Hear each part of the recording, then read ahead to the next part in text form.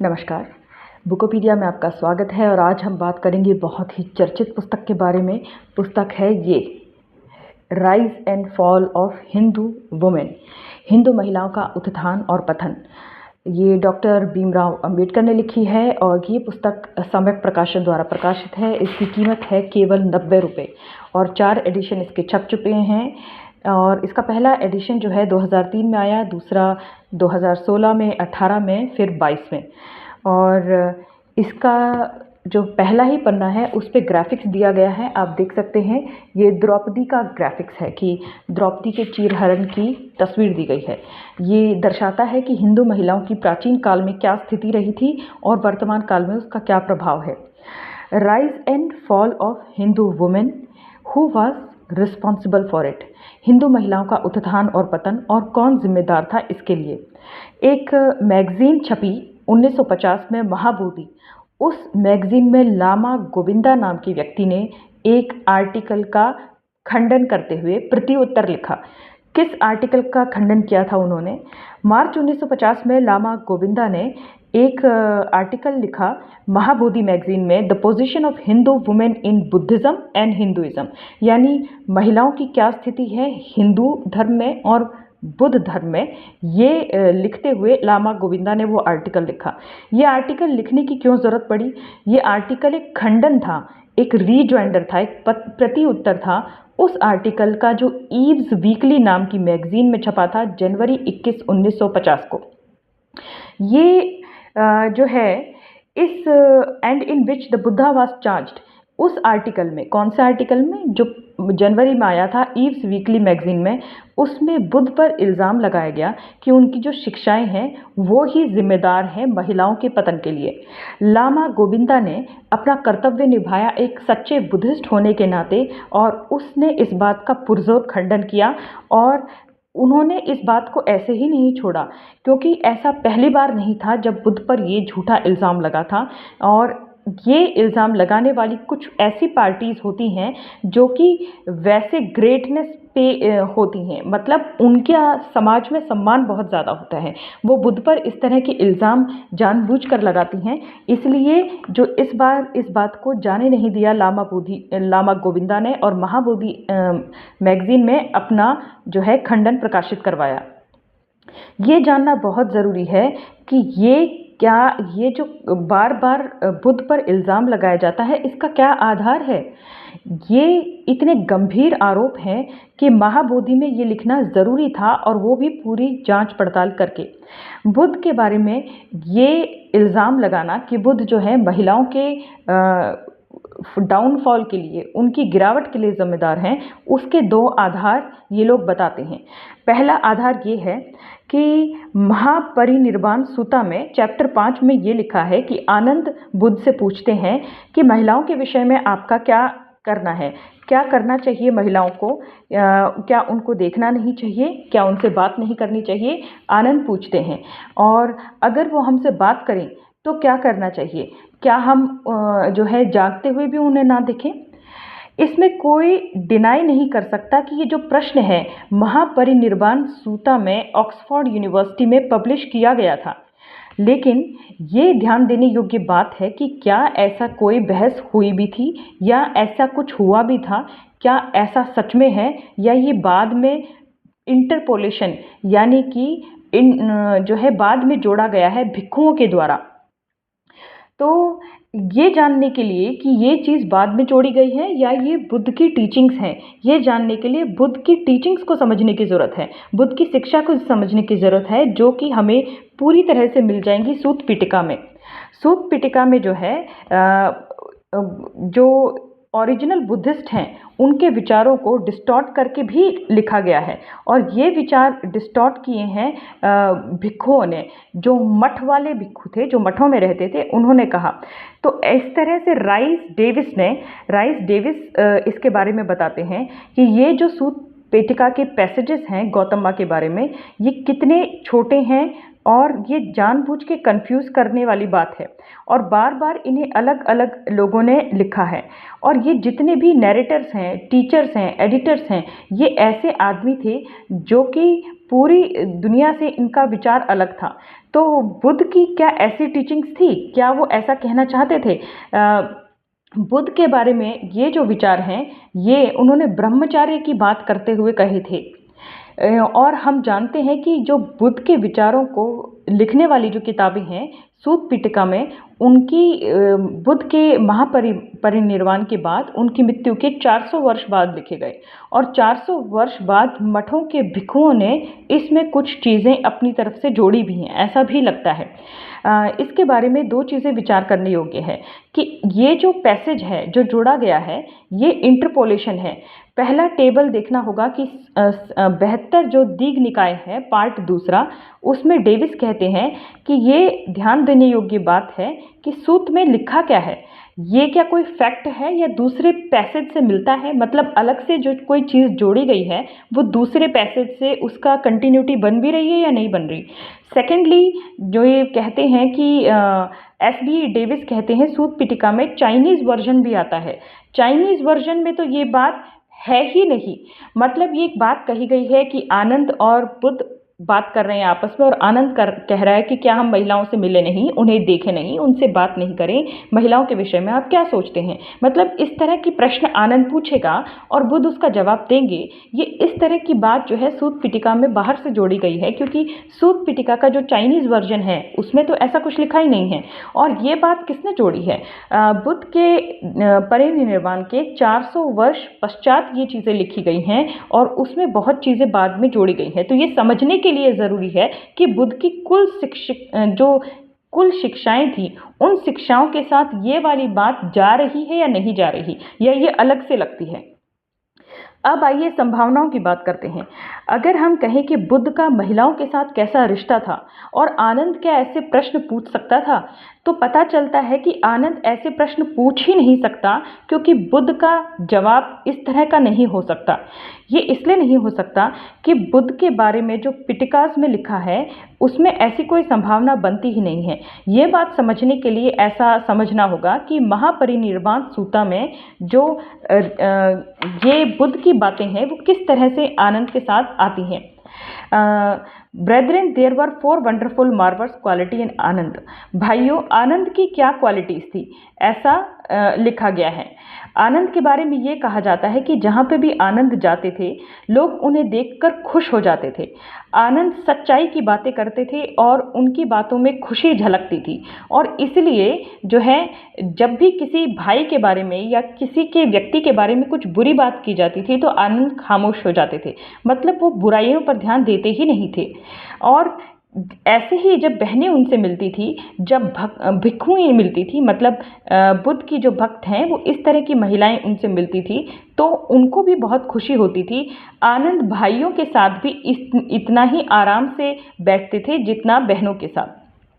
तो इससे पता चलता है कि आनंद ऐसी बात क्यों कहेंगे कि क्या मैं महिलाओं से मिल सकता हूँ, क्या उन्हें देख सकता हूँ, क्योंकि आनंद महिलाओं से मिलते रहते थे। यहाँ पर लिखा गया है कि महिलाएं उन्हें देख के खुश हो जाती थी, पुरुष उन्हें देख के खुश हो जाते थे, भाई बहन जितने भी हैं सब उन्हें देख के खुश हो जाते थे। तो ये जो भक्त महिलाएं हैं, बुद्ध जो है, ऐसा बुद्ध को पता था कि आनंद महिलाओं से मिलते हैं, और कभी भी बुद्ध ने कोई आपत्ति दर्ज नहीं की, ना ही किसी किस्म की पाबंदी लगाई, ना ही कभी वर्जना की कि तुम उनसे नहीं मिलोगे। और ये जो बातें हैं, ये जो पाठ है, ये मोनेस्टिक इंटरपोलेशन है, यानी कि मठवासियों का प्रक्षेप है जो बाद में उन्होंने जोड़ा गया है। तो आनंद के बारे में जितनी बातें लिखी गई हैं, ये पैराग्राफ जो है बुद्ध के साथ और आनंद के साथ जो उनके रिश्ते थे, जो महिलाओं के बारे में विचार थे, उससे बिल्कुल मैच नहीं करता, बिल्कुल अलग सी ही चीज़ लगती है। आनंद के बारे में 5 जो है कंप्लेंट की जाती हैं।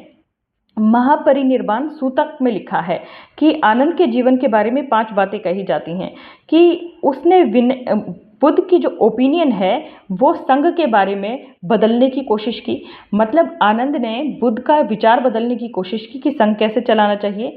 और आनंद ने जो है कपड़े सीलते समय, बुद्ध के कपड़े सीलते समय उनके ऊपर पैर रख दिया।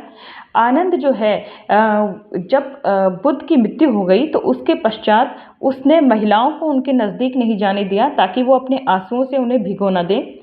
आनंद जो है वो बुद्ध की जो जीवन है उसका ही did not ask to lord to live for a cycle. उसने बुद्ध को ये नहीं कहा कि आप अपना जीवन लंबा करें या लंबे समय तक जिएं। और सबसे बड़ी बात यह है कि उसने ही कोशिश की कि महिलाओं को संघ में शामिल किया जाए। तो आनंद के बारे में ये बातें आती हैं कि वो महिलाओं को रोने नहीं दे रहा था, उसने बुद्ध से बहस की महिलाओं को संघ में शामिल करने की, उसने जो है कभी पैर रख दिया कहीं पर। ये कुछ कुछ हैं आनंद के बारे में जो नेगेटिव चीज़ें लोग बोलते हैं। तो आनंद ने इन सारी चीज़ों का जवाब क्या दिया? कहा कि हाँ, मैं इन बातों का गुनहगार हूँ। तो इन बातों का मैं गुनहगार इसलिए हूँ, क्या ये प्रश्न ऐसे हैं कि ये बहुत ही प्रासंगिक हों? ये कोई बहुत बड़ी बात है ही नहीं। मैं चाहता ही नहीं था कि जब महापरिनिर्वाण सूत्र में ये लिखा गया है कि आनंद ने जो बुद्ध की बॉडी है उसको छूने नहीं दिया महिलाओं को, तो उसने ऐसा जानबूझ के किया था या नीचता से किया था? ऐसा कहा जा सकता है क्या? जी नहीं, ये आमतौर पर लोगों की आदत होती है या नॉर्मल चीज़ लग रही है मुझे तो, कि जब कोई किसी की मृत्यु हो जाती है तो महिलाएं क्योंकि ज़्यादा भावुक होती हैं तो उनको थोड़ा दूर रखा ही जाता है।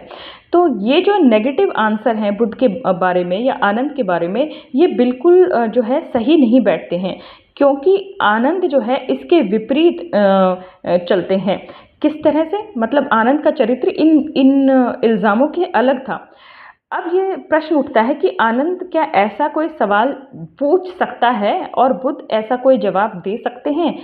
बुद्ध क्या महिलाओं से मिलते नहीं थे या उनसे मिलना पसंद नहीं करते थे? और क्या वो ऐसा आनंद को भी कहते थे?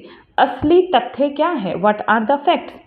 मैं आपको एग्जाम्पल देकर बताता हूँ। पहला एग्जाम्पल विशाखा का है कि 8 चीफ डिसाइबल्स थे, मतलब बुद्ध के 8 जो है मुख्य डिसाइपल्स फॉलोवर्स थे, और उनको कहा जाता था कि वो चीफ ऑफ आर्म्स गिवर्स हैं, मतलब कि जो दान प्राप्त करते हैं उनमें सबसे बड़े हैं।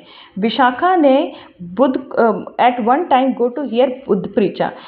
विशाखा जो है एक बार बुद्ध का संदेश सुनने के लिए गई, और वो जो है क्या संदेश सुनेगी तो वो मठ के अंदर नहीं जाएगी।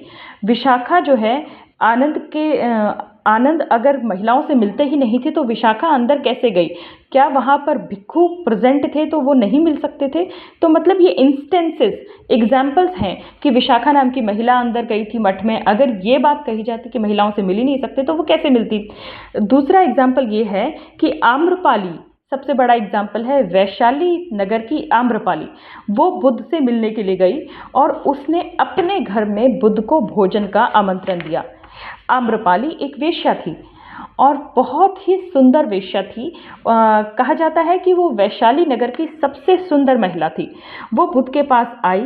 क्या बुद्ध ने उसे अवॉइड किया? क्या बुद्ध उससे नहीं मिले? क्या भिक्षुओं से वो नहीं मिली?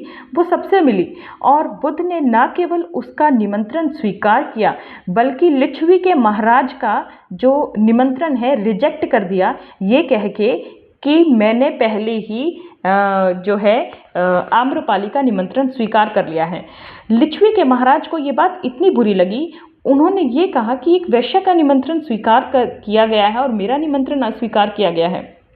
तो बुद्ध न केवल वैशाली के घर गए बल्कि उन्होंने वहाँ पर खाना पानी लिया, भोजन लिया। पैराटुक ऑफ हर फूड, मतलब उसका बनाया हुआ भोजन बुद्ध ने खाया। दूसरा एग्जाम्पल जो है नांदक कोवड़ा सुता से मिलता है। महाप्रजापति गौतमी, ये जो है 500 दान में लाई थी महिलाएं, 500 महिलाओं को अपने साथ लाई थी और बुद्ध के पास ठहरी थी श्रावस्ती में। और तब जो है जो डॉक्ट्राइन और डिसिप्लिन थे, मतलब बुद्ध का अनुशासन और बुद्ध की शिक्षाओं को समझने के लिए 500 लड़कियों के साथ वो लेडी आई थी, और बुद्ध ने क्या उन 500 महिलाओं को भगा दिया कि नहीं तुम जाओ यहाँ से? ये पूछा गया है। आगे लिखते हैं कि संयुक्त निकाया में लिखा है कि कोकनाडा, जो कि पजुना की बेटी थी, उन्होंने जो है when the night was far spent shedding radiance, वो इतनी खूबसूरत थी कि अब वो अपने सौंदर्य से दीप्तिमान हो रही थी और जो है वो वैशाली में रुकी थी बुद्ध का संदेश सुनने के लिए। मतलब महिलाएं, बहुत खूबसूरत महिलाएं, चर्चित महिलाएं, वेश्या से लेकर राजा की बेटियों तक 500 महिलाएं बुद्ध को घेरे रहती थी, बुद्ध से मिलने आती थी। ऐसा कुछ नहीं है कि बुद्ध महिलाओं से नहीं मिलते थे या किसी को मिलने से मना करते थे। एक है, रानी का जिक्र है, क्वीन मलिका। ये थी पसंजीत राजा की पत्नी। ये बुद्ध से जो है धार्मिक शिक्षाएं लेती थी और पिटिका में जो है ये बातें बिखरी पड़ी हैं, स्कैटर्ड। मतलब बुद्ध का जो धर्म ग्रंथ है पिटिका, उसमें ये बातें बिखरी पड़ी हैं कि क्वीन मलिका जो है मिलने जाती थी बुद्ध से और उनकी शिक्षाएं ग्रहण करती थी। ये बहुत सारे एग्जाम्पल हैं जिनसे स्पष्ट है कि बुद्ध ने कभी भी महिलाओं को अपने से दूर रखने का प्रयास नहीं किया। ना तो बुद्ध महिलाओं से डरते थे, ना किसी और को डरने के लिए कहते थे।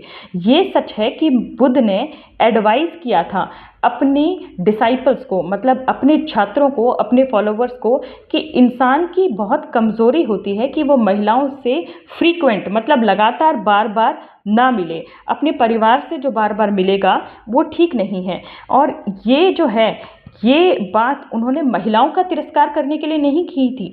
ये बात उन्होंने व्यभिचारियों को, अपने जो छात्र थे, अपने जो फॉलोवर्स थे, उनको कहा था कि तुम रोज़ रोज़ मत मिलो, इसको हैबिट मत बना लो। ये भी सच है कि बुद्ध जो है सेलिबेसी को मेंटेन करना पसंद करते थे, मतलब ब्रह्मचार्य पर बहुत जोर देते थे। उन्होंने अपने शब्दों में कहा कि जो महिलाएं होती हैं वो ब्रह्मचार्य में बाधा ज़रूर हैं, लेकिन उसने ये भिक्षुओं को कहा, महिलाओं को नहीं। उसने ये नहीं कहा कि महिलाओं को भगा दो। बुद्ध ने ये कहा कि आप महिलाओं से संपर्क रखें, लेकिन इसको आदत न बनाएं। ऐसा मैं महिलाओं पर कोई उन्होंने प्रतिबंध नहीं लगाया कि आप नहीं आ सकते।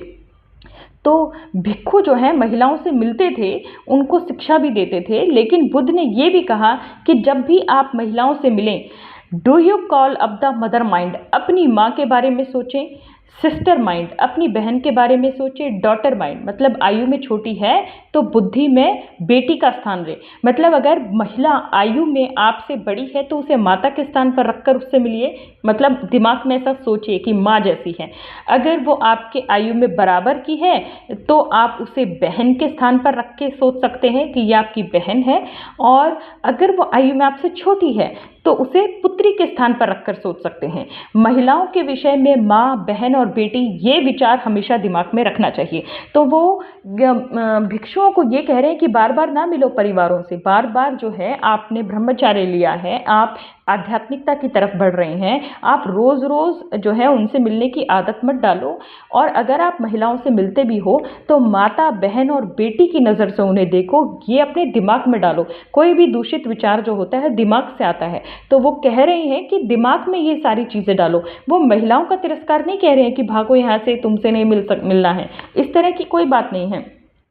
दूसरा पॉसिबल ग्राउंड ये है, जो बुद्ध का विरोध करते हैं वो कहते हैं, बुद्ध पर इल्ज़ाम लगाते हैं कि बुद्ध ने महिलाओं को जो है संघ में शामिल ही नहीं करना चाहा और बाद में उन्होंने इसकी इजाज़त दी। और बाद में उन्होंने ना केवल इसकी इजाज़त दी, वरना भिक्षुनी का संघ बनाया जो भिक्षुओं के संघ के नीचे था। तो ये जो है, इस चीज़ का एनालिसिस करने की ज़रूरत है, विश्लेषण करने की बहुत आवश्यकता है।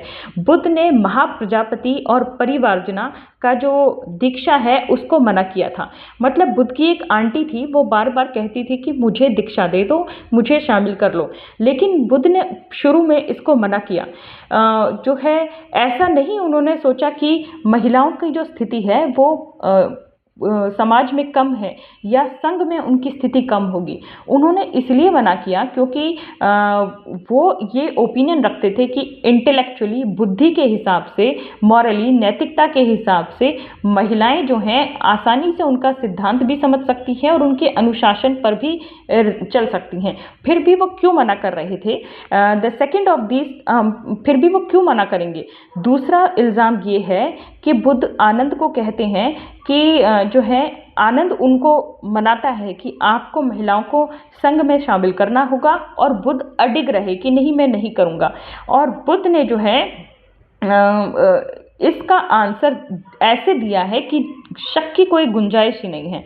उन्होंने आनंद को कहा, क्या बुद्ध मेरा सिद्धांत और मेरा अनुशासन समझने के लिए महिलाएं योग्य नहीं हैं? मतलब उन्होंने क्वेश्चन किया कि हाँ, हो सकता है। It is clear from that the Buddha did not regard women as inferior to man either in point of intellect और कैरेक्टर। बुद्ध किसी भी तरह से महिलाओं को पुरुषों से ना तो बुद्धि में ना चरित्र में कम समझते थे। उन्होंने opposed admission of women because he held them in low self-esteem that they might lower the prestige of the संघा। ऐसा कुछ नहीं है कि उन्होंने महिलाओं को संघ में शामिल इसलिए नहीं होने दिया क्योंकि वो महिलाओं से डरते थे या उनका लेवल आदमियों से कम समझते थे। उन्होंने जो है उनकी जो आर्ग्यूमेंट है वो मेंशन करना बहुत ज़रूरी है। उन्होंने स्पष्ट रूप से कहा कि महिलाएं जो हैं संघ में शामिल हो सकती हैं। भिक्षुणी संघ उन्होंने अलग से बनाया और उसे भिक्षु संघ के मातहत सबऑर्डिनेशन में दिया। इसका क्या जवाब बनता है? इसका जवाब ये नहीं है कि पुरुष महिलाओं से सुपीरियर हैं और महिलाएं इन्फीरियर हैं। ये एक अरेंजमेंट था जो कि बिल्कुल प्रैक्टिकल कैरेक्टर का था, यानी बिल्कुल प्रैक्टिकल था। इसका कारण ये था कि जो बुद्ध ने भिक्षुणियों को जब भी लिया तो उनके समक्ष में दो प्रश्न आते थे कि क्या महिलाओं और पुरुषों का एक ही संघ होना चाहिए? अगर दोनों का एक ही संघ होगा तो जो ब्रह्मचर्य है उसके मिटने की संभावना ज़रूर है। जब दोनों एक ही संग में रहने लगेंगे तो कितना भी वो आध्यात्मिकता की तरफ चलें, जो उनकी मन की कमज़ोरियां हैं, जो वीकनेस हैं, वो एक दूसरे की तरफ उन्हें आकर्षित करेगी। उन्होंने अपने ही शब्दों में ये कहा कि मैं अलग अलग ऑर्गेनाइजेशन बनाना चाहता हूँ, अलग अलग संघ होने चाहिए भिक्षुओं का और भिक्षुओं का, और इसलिए उन्होंने दो अलग संघों की स्थापना की जो कि एक दूसरे से पूरी तरह स्वतंत्र भी थे और उनमें आपस में रिश्ता भी था। किस तरह का रिश्ता था? पहला ये है कि उन्होंने महिलाओं का जो संघ बनाया था उन्हें पुरुषों के संघ से अलग ज़रूर रखा था, लेकिन जो है ताकि ब्रह्मचार्य बना रहे। लेकिन वो जो है ब्रह्मचार्य की जो शर्त थी वो दोनों पर लागू थी कि पुरुष हो या महिलाएं दोनों के संघ में ब्रह्मचार्य का पालन होगा।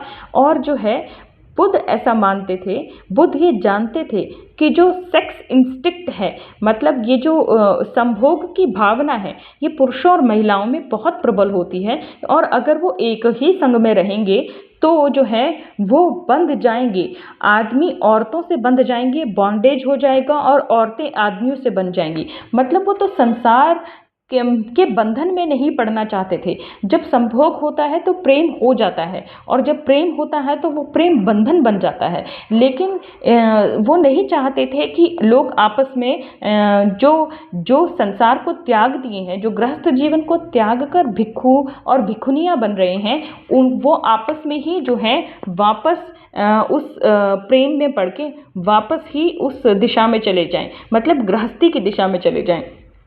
तो उन्होंने इस चीज़ को, ये जो ताकत है, ये जो प्रेम की ताकत है, संभोग की ताकत है, सेक्सुअल इंस्टिंक्ट है, इसको मौका नहीं देना चाहा। इसलिए उन्होंने कहा कि अगर ये लोग एक साथ रहेंगे तो कुछ मिनटों में ही जो है ब्रह्मचर्य भंग होने की संभावना है। इसलिए जो है मैं अलग अलग संघ बनाता हूँ। दूसरा इशू ये है कि उन्होंने ऐसा क्यों डिसाइड किया कि जो भिक्षुनियाँ हैं वो पुरुषों के संघ के सबऑर्डिनेशन में हैं।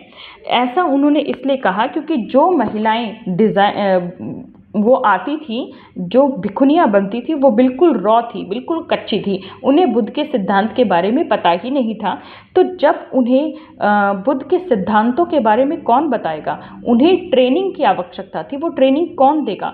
वो ट्रेनिंग तो तभी दी जा सकेगी ना जब भिक्षु जो पहले से संघ चला रहे हैं वो उन्हें ट्रेनिंग दे पाएंगे। तो इसलिए जो है मेल भिक्षु, मतलब जो पुरुष भिक्षु थे, वो उन्हें ट्रेनिंग देते थे। बुद्ध के सिद्धांत क्या हैं, कैसे उन सिद्धांतों पर चलना है, ये ट्रेनिंग दी जाती थी। ये जो भिक्षुनियाँ थी ये भिक्षुओं की एक छात्र की तरह थी, और ये जो है इन सबऑर्डिनेशन का क्वेश्चन आ जाता अगर भिक्षुनियाँ जो हैं अपना ही विचार रखने लगती। मतलब जो भिक्षुओं ने बुद्ध से सीखा है वो भिक्षुनियों को सिखा रहे थे एक छात्रा के तौर पर।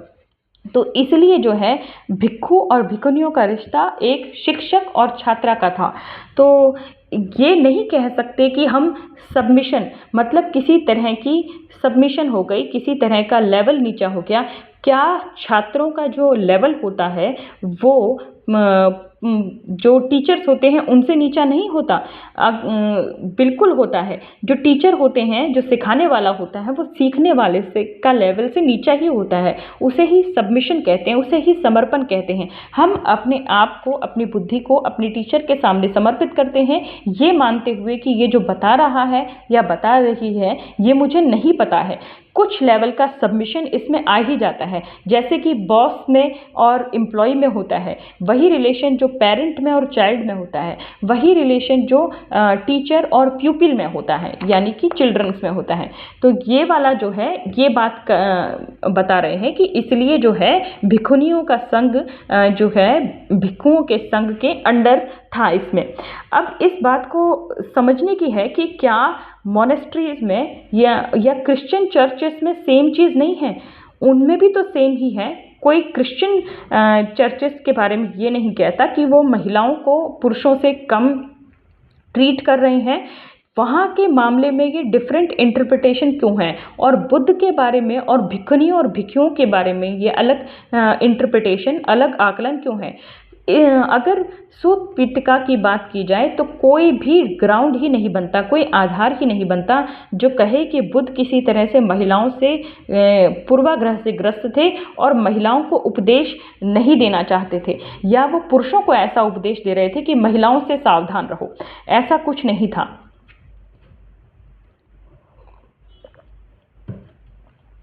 अब एक एग्जाम्पल से हम समझने की कोशिश करते हैं कि बुद्ध का महिलाओं के प्रति बर्ताव कैसा था।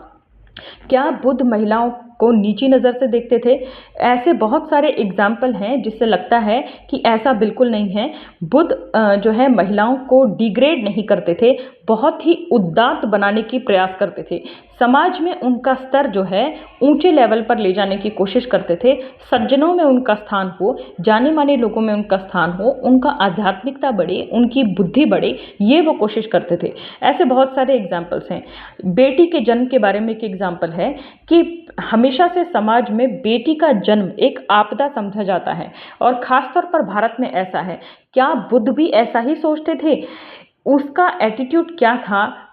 इस पारंपरिक विचार में वो मानते थे कि नहीं? एक राजा की कहानी जो है इसमें आती है। प्रसन्नजीत नाम का राजा था। प्रसन्नजीत राजा श्रावस्ती में जीता गार्डन में बुद्ध से मिलने के लिए आया, मतलब एक बगीचे में बुद्ध से मिलने के लिए आया। और जैसे वो मिलने के लिए आया, किसी ने उसको समाचार दिया, उसको राजमहल से समाचार आया कि आपकी रानी मल्लिका, जिनका जिक्र आ चुका है कि जो मल्लिका बुद्ध के से मिलती रहती थी, प्रसन्नजीत राजा की रानी मल्लिका ने बेटी को जन्म दिया है। ऐसी खबर सुनते ही राजा के चेहरे का रंग उड़ गया और वो काफ़ी उदास नजर आने लगे। तब बुद्ध ने उनके चेहरे का उड़ा हुआ रंग देखा और कहा, तुम उदास क्यों हो मेरे बच्चे? तुम क्या ये नहीं जानते कि बेटा हो या बेटी सब जो है होता है अच्छे के लिए होता है। तुम्हारी बेटी बहुत ही बुद्धिमती और गुणवान भी होगी,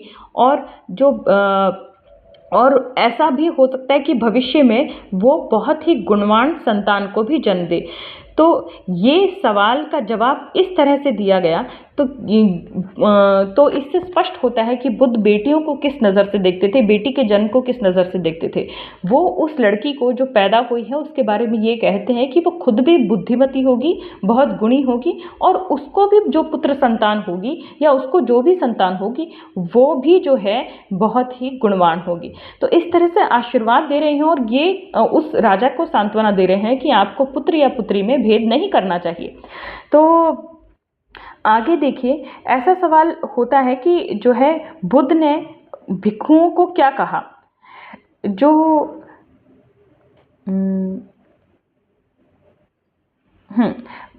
बुद्ध ने क्या कहा कि कौन होते हैं अच्छे, कौन से परिवार जो होते हैं जिनका उत्थान होता है? बुद्ध ने कहा ऐसे परिवारों का उत्थान होता है जो कि और उन्हीं की संपत्ति लंबे समय तक बने रहती है और खोती नहीं है और सड़ती नहीं है, जो बहुत ज़्यादा खाते और पीते नहीं हैं, जो महिलाओं को जो है put in authority a women और मैन दैट इज़ इमोरल। वो महिला या पुरुष घर में किसी ऐसे व्यक्ति को मुखिया बना देते हैं जिसका खुद का चरित्र ठीक नहीं है। ऐसे जो परिवार हैं वो लंबे समय तक जो है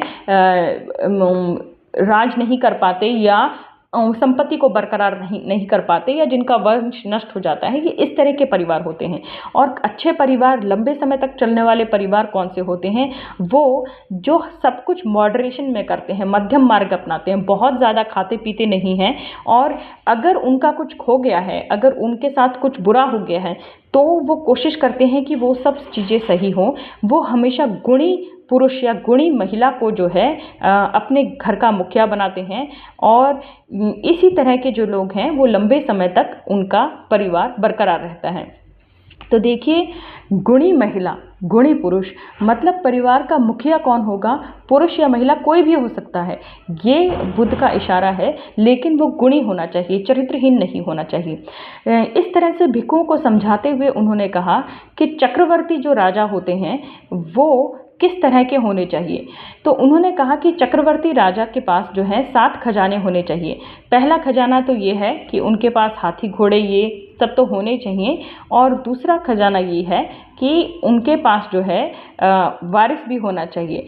लेकिन जो है दूसरे ओकेजन पे, मतलब दूसरी बात में बुद्ध ने क्या कहा महिलाओं के लिए? महिलाएं जो हैं बहुत ही महत्वपूर्ण होती हैं, वो इंडिस्पेंसेबल हैं, मतलब उनको बदला नहीं जा सकता। वो इंडिस्पेंसेबल का मतलब होता है जिसकी जगह कोई दूसरा नहीं ले सकता। समाज में महिलाओं की जगह महिलाएं ही ले सकती हैं। ऐसा नहीं है कि उनकी उपयोगिता कोई दूसरा ले सकता है, क्योंकि बोधिसत्व और संसार को शासन करने वाले भी महिलाओं से ही जन्म लेते हैं। तो माता के तौर पर यह है, महिलाओं को स्थान बहुत ऊंचा दे रहे हैं। ये कोई व्यक्ति कैसे कह सकता है कि जिसके विचार बेटियों के विषय में ऐसे हैं, जो वो महिलाओं के विषय में कुछ गलत विचार रखते होंगे, जो ये मानता है कि महिलाओं को जो है ऊंचाई पर रखा जा सकता है, परिवार का मुखिया बनाया जा सकता है, उनके बारे में कोई कैसे कह सकता है कि इनके महिलाओं के बारे में विचार ठीक नहीं थे? तो इस तरह से बुद्ध के जो महिलाओं के बारे में विचार थे वो बिल्कुल ऐसे नहीं थे जैसे कि बार बार उन पर झूठे इल्ज़ाम लग रहे हैं। तो देखिए, बेटी के पैदा होने पर खुशी मनाइए, महिलाओं को मुखिया बना सकते हैं। अगर वो महिलाएं गुणी हैं तो महिलाएं बहुत महत्वपूर्ण हैं, वो ही संसार के प्रत्येक अच्छे व्यक्ति को, प्रत्येक राजा को जन्म देती हैं। दूसरा, उन्होंने ये भी कहा कि महिलाओं के लिए भिक्षुणियों का अलग संघ होगा, और उनका और संघ जो है आपस में इसलिए नहीं मिले ताकि ब्रह्मचार्य बरकरार रहे। और सबसे बड़ी बात ये कि छात्राओं जैसे टीचर और छात्र का रिलेशन है, ऐसे भिक्षुणियों का और भिक्षुओं का रिलेशन था। तो कहीं पे भी ऐसा नहीं लगता बुद्ध की टीचिंग्स में कि वो महिलाओं के विरोधी थे या उनसे मिलना नहीं चाहते थे। उन्होंने सिर्फ अपने ब्रह्मचारी छात्रों को ये कहा था कि आप इसे आदत न बनाएं, क्योंकि जो है जब भी मिले माँ, बहन और बेटी की नज़र से उन्हें देखें, बार बार परिवारों में मिलने की आदत न बनाएं, क्योंकि आप सन्यासी हैं, ब्रह्मचारी हैं। तो इस तरह की बातें कही गई हैं। तो बुद्ध की जो भिक्षुनियाँ थी, भिक्षुनियों को भी बहुत ही क्रांतिकारी अथॉरिटी मिली हुई थी। बुद्ध ने महिलाओं को सन्यास अलाउड किया था। लेकिन ब्राह्मणिकल थ्योरी क्या होती है? ब्राह्मणिकल थ्योरी ने महिलाओं को ज्ञान प्राप्ति से ही इनकार कर दिया था कि महिलाएं ज्ञान प्राप्ति के योग्य ही नहीं हैं। सन्यास का तो प्रश्न ही क्या है? भारतीय महिलाओं की क्या स्थिति थी? जहाँ तक इतिहास की बात कही जा सकती है, सन्यास जो है ब्राह्मण ले सकते थे, जो कि वेदों का अध्ययन करते थे, लंबे समय तक करते थे। उपनिषदों को भी एक सेक्रेड लिटरेचर माना जाता था, एक पवित्र ग्रंथ माना जाता था। सन्यास जो है आइडियल है, मतलब सन्यास लेना बहुत ज़रूरी है अगर आपको आत्मा को परमात्मा में, ब्रह्मा में मिलाना है, लीन करना है। लेकिन जो ब्राह्मण हैं वो बिल्कुल खिलाफ थे कि महिलाएं सन्यास लें, और जो है शूद्र भी सन्यास नहीं ले सकते। तो देखिए, रिसेंटली कोई शंकराचार्य होते हैं, उनका मैंने वीडियो देखा था एक्स पर, जो वो कह रहे थे कि शूद्र के लिए तो संन्यास है ही नहीं।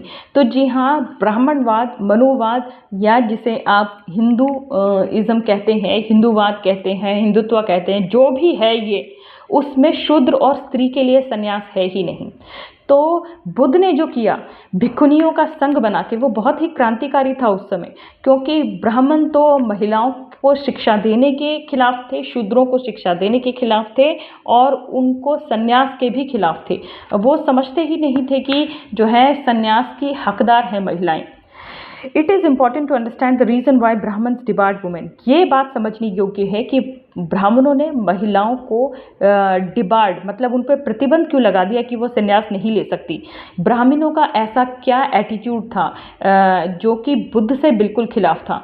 इसका जो कारण है वो मनु के पास है। मनु ऐसा विचार रखते थे, नास्ति स्त्रीणां क्रिया मैत्रिति धर्मे व्यवस्थिता निरिद्राया मंत्राश्च स्त्रियोन्नत मिति स्थिति। महिलाओं को कोई अधिकार नहीं है कि वो वेद पढ़ सकें, इसलिए संस्कार कहते हैं कि वैदिक मंत्रों के बिना कोई संस्कार जो है ही करने होंगे। महिलाओं को धर्म की कोई नॉलेज नहीं है, उन्हें वेदों को जानने का हक ही नहीं है। मनु कह रहे हैं ये, इस जो श्लोक पढ़ा है उसका अर्थ है ये। तो वैदिक मंत्र जो हैं उनके लिए बोलना भी पाप है। महिलाओं को वेद जानने का हक नहीं है, पढ़ने का हक नहीं है। अगर महिलाएं वैदिक मंत्र बोलती हैं तो समझ लो वो गलत ही बोल रही हैं। तो मनु ने जो है बाद में देखा कि जो बुद्ध है, बुद्ध के जो विचार थे, although Manu was later than Buddha, Buddha के बाद आए हैं मनु, लेकिन फिर भी उनके जो विचार थे वो धर्म सूत्र के बिल्कुल खिलाफ थे, बुद्ध के विचारों के बिल्कुल खिलाफ थे। ऐसा क्यों हुआ? The view of the women was both an insult and injury to the women of India. Manu का जो विचार था वो इस तरह से विचार था महिलाओं के बारे में कि वो न केवल उनकी बेइज्जती है बल्कि उन्हें बहुत ज़्यादा चोट पहुंचाता है। मनु के विचार से महिलाओं की बेइज्जती हुई है और उन्हें बहुत चोट पहुंची है, और इसका कोई न्याय ही नहीं है। ये कोई न्याय वाली बात ही नहीं है कि मनु ने बिल्कुल इनकार कर दिया कि महिलाओं को ज्ञान प्राप्ति का कोई हक नहीं है। ज्ञान प्राप्ति प्रत्येक मनुष्य का जन्मसिद्ध अधिकार है, लेकिन मनु ने बिल्कुल मना कर दिया कि महिलाओं और शूद्रों को ज्ञान का कोई हक नहीं है। ये इस तरह से बेइज्जती थी कि जैसे उन्हें ज्ञान प्राप्ति के मौक़ों को डिनाई करना, कि आप उनको मौका ही नहीं दे रहे हैं, और ये कहना कि वो अपवित्र हैं, ये भी बिल्कुल सच नहीं है। जो ज्ञान चाहता है उसको ज्ञान मिलना चाहिए, जो संन्यास चाहता है उसको संन्यास मिलना चाहिए। ये कैसा ब्रह्मा तक पहुंचना था जो महिलाएं नहीं पहुंच सकती। Not only was denied to realise her spiritual potentiality, महिलाओं को उनकी आध्यात्मिक क्षमताओं तक पहुंचना भी जो है मनु ने प्रतिबंध लगा दिया। वो आध्यात्मिकता की बातें नहीं कर सकती, धर्म की बातें नहीं कर सकती, उनको एक तरह से कैद कर लिया, उनको एक तरह से खाली बना दिया गया कि आप कुछ भी नहीं हो सिवाय घर में रहो, बच्चे करो, घर का काम करो, पति की पूजा करो। इस तरह से उनकी स्थिति कर दी। आप समझ सकते हैं, ज्ञान ही नहीं प्राप्त कर सकती। तो ये बहुत ही क्रूरता थी महिलाओं के प्रति। प्रोफेसर मैक्स मुलर ने कहा है कि दुनिया में कहीं इसका बराबरी नहीं है, कि जितना मनु ने महिलाओं के खिलाफ बात की है उसकी बराबरी किसी धर्म ग्रंथ में नहीं है, कहीं नहीं है। तो उन्होंने कहा है कि जो मनुष्य है वो जो आध्यात्मिकता की तरफ जाता ही है, वो ईश्वर को पाने की कोशिश करता ही है।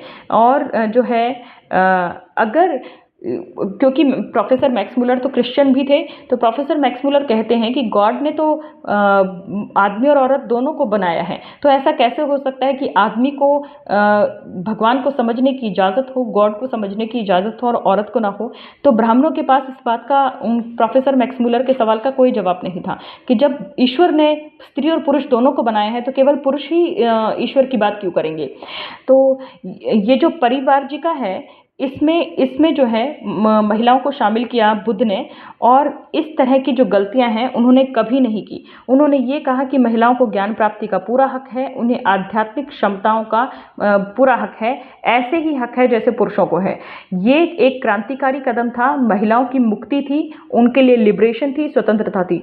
और प्रोफेसर मैक्स मुलर कहते हैं कि भारत का इतिहास एक ऐसा इतिहास है जिसमें जो ब्राह्मणिकल लॉ है, जो ब्राह्मणवादी कानून है, वो तोड़े गए और जो है बुद्धिज़्म ने है लोगों को इंडिविजुअल लिबर्टी मतलब व्यक्तिवादी स्वतंत्रता दी और इस तरह से दी कि समाज जो है व्यक्ति पर कभी भी हावी ना हो और इस तरह से एक परफेक्ट स्पिरिचुअल फ्रीडम पूरी तरह से आध्यात्मिक आज़ादी उन्होंने दी हर स्त्री और पुरुष को जो भी उस आज़ादी को पाना चाहता है, जो भी गृहस्थी को छोड़कर आध्यात्मिकता की तरफ जाना चाहता है।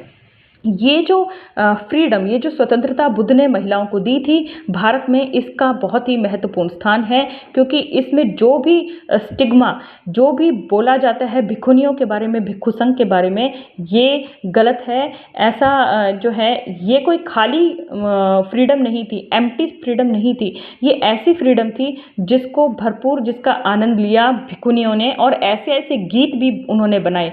जैसे मित्ता भिखुनी का एक गीत है जो वो मैथिकी ब्राह्मण लड़की को कहती है कि देखो हम कितना आज़ाद हो गए हैं, देखो हम कितना आज़ाद हो गए हैं, हम पत्थर पर बैठे हैं और आज़ादी की सांस ले रहे हैं। तो इस तरह के जो गीत हैं वो भिखुनियाँ गाती थी, ब्राह्मण लड़कियों को बताती थी कि बुद्धिज़्म में कितनी आज़ादी है। मिसेस राइस डेविस ने भी कहा है कि फ्रीडम मोबिलिटी मतलब कहीं भी आने जाने की आज़ादी जो बाद में ईसाई महिलाओं को मिली, जो उनकी घरेलू सक्सेस थी, उनकी कामयाबी थी, ये जो है individual of being agents however much admire, ये कहा जाता है कि बहुत ही ज़्यादा इसकी तारीफ़ की जानी चाहिए। लेकिन भिखुनियों को ये आज़ादी मिल चुकी थी। हाँ, उनको बस अपना सर मुड़ना पड़ता था लेकिन वो कहीं भी आ जा सकती थी।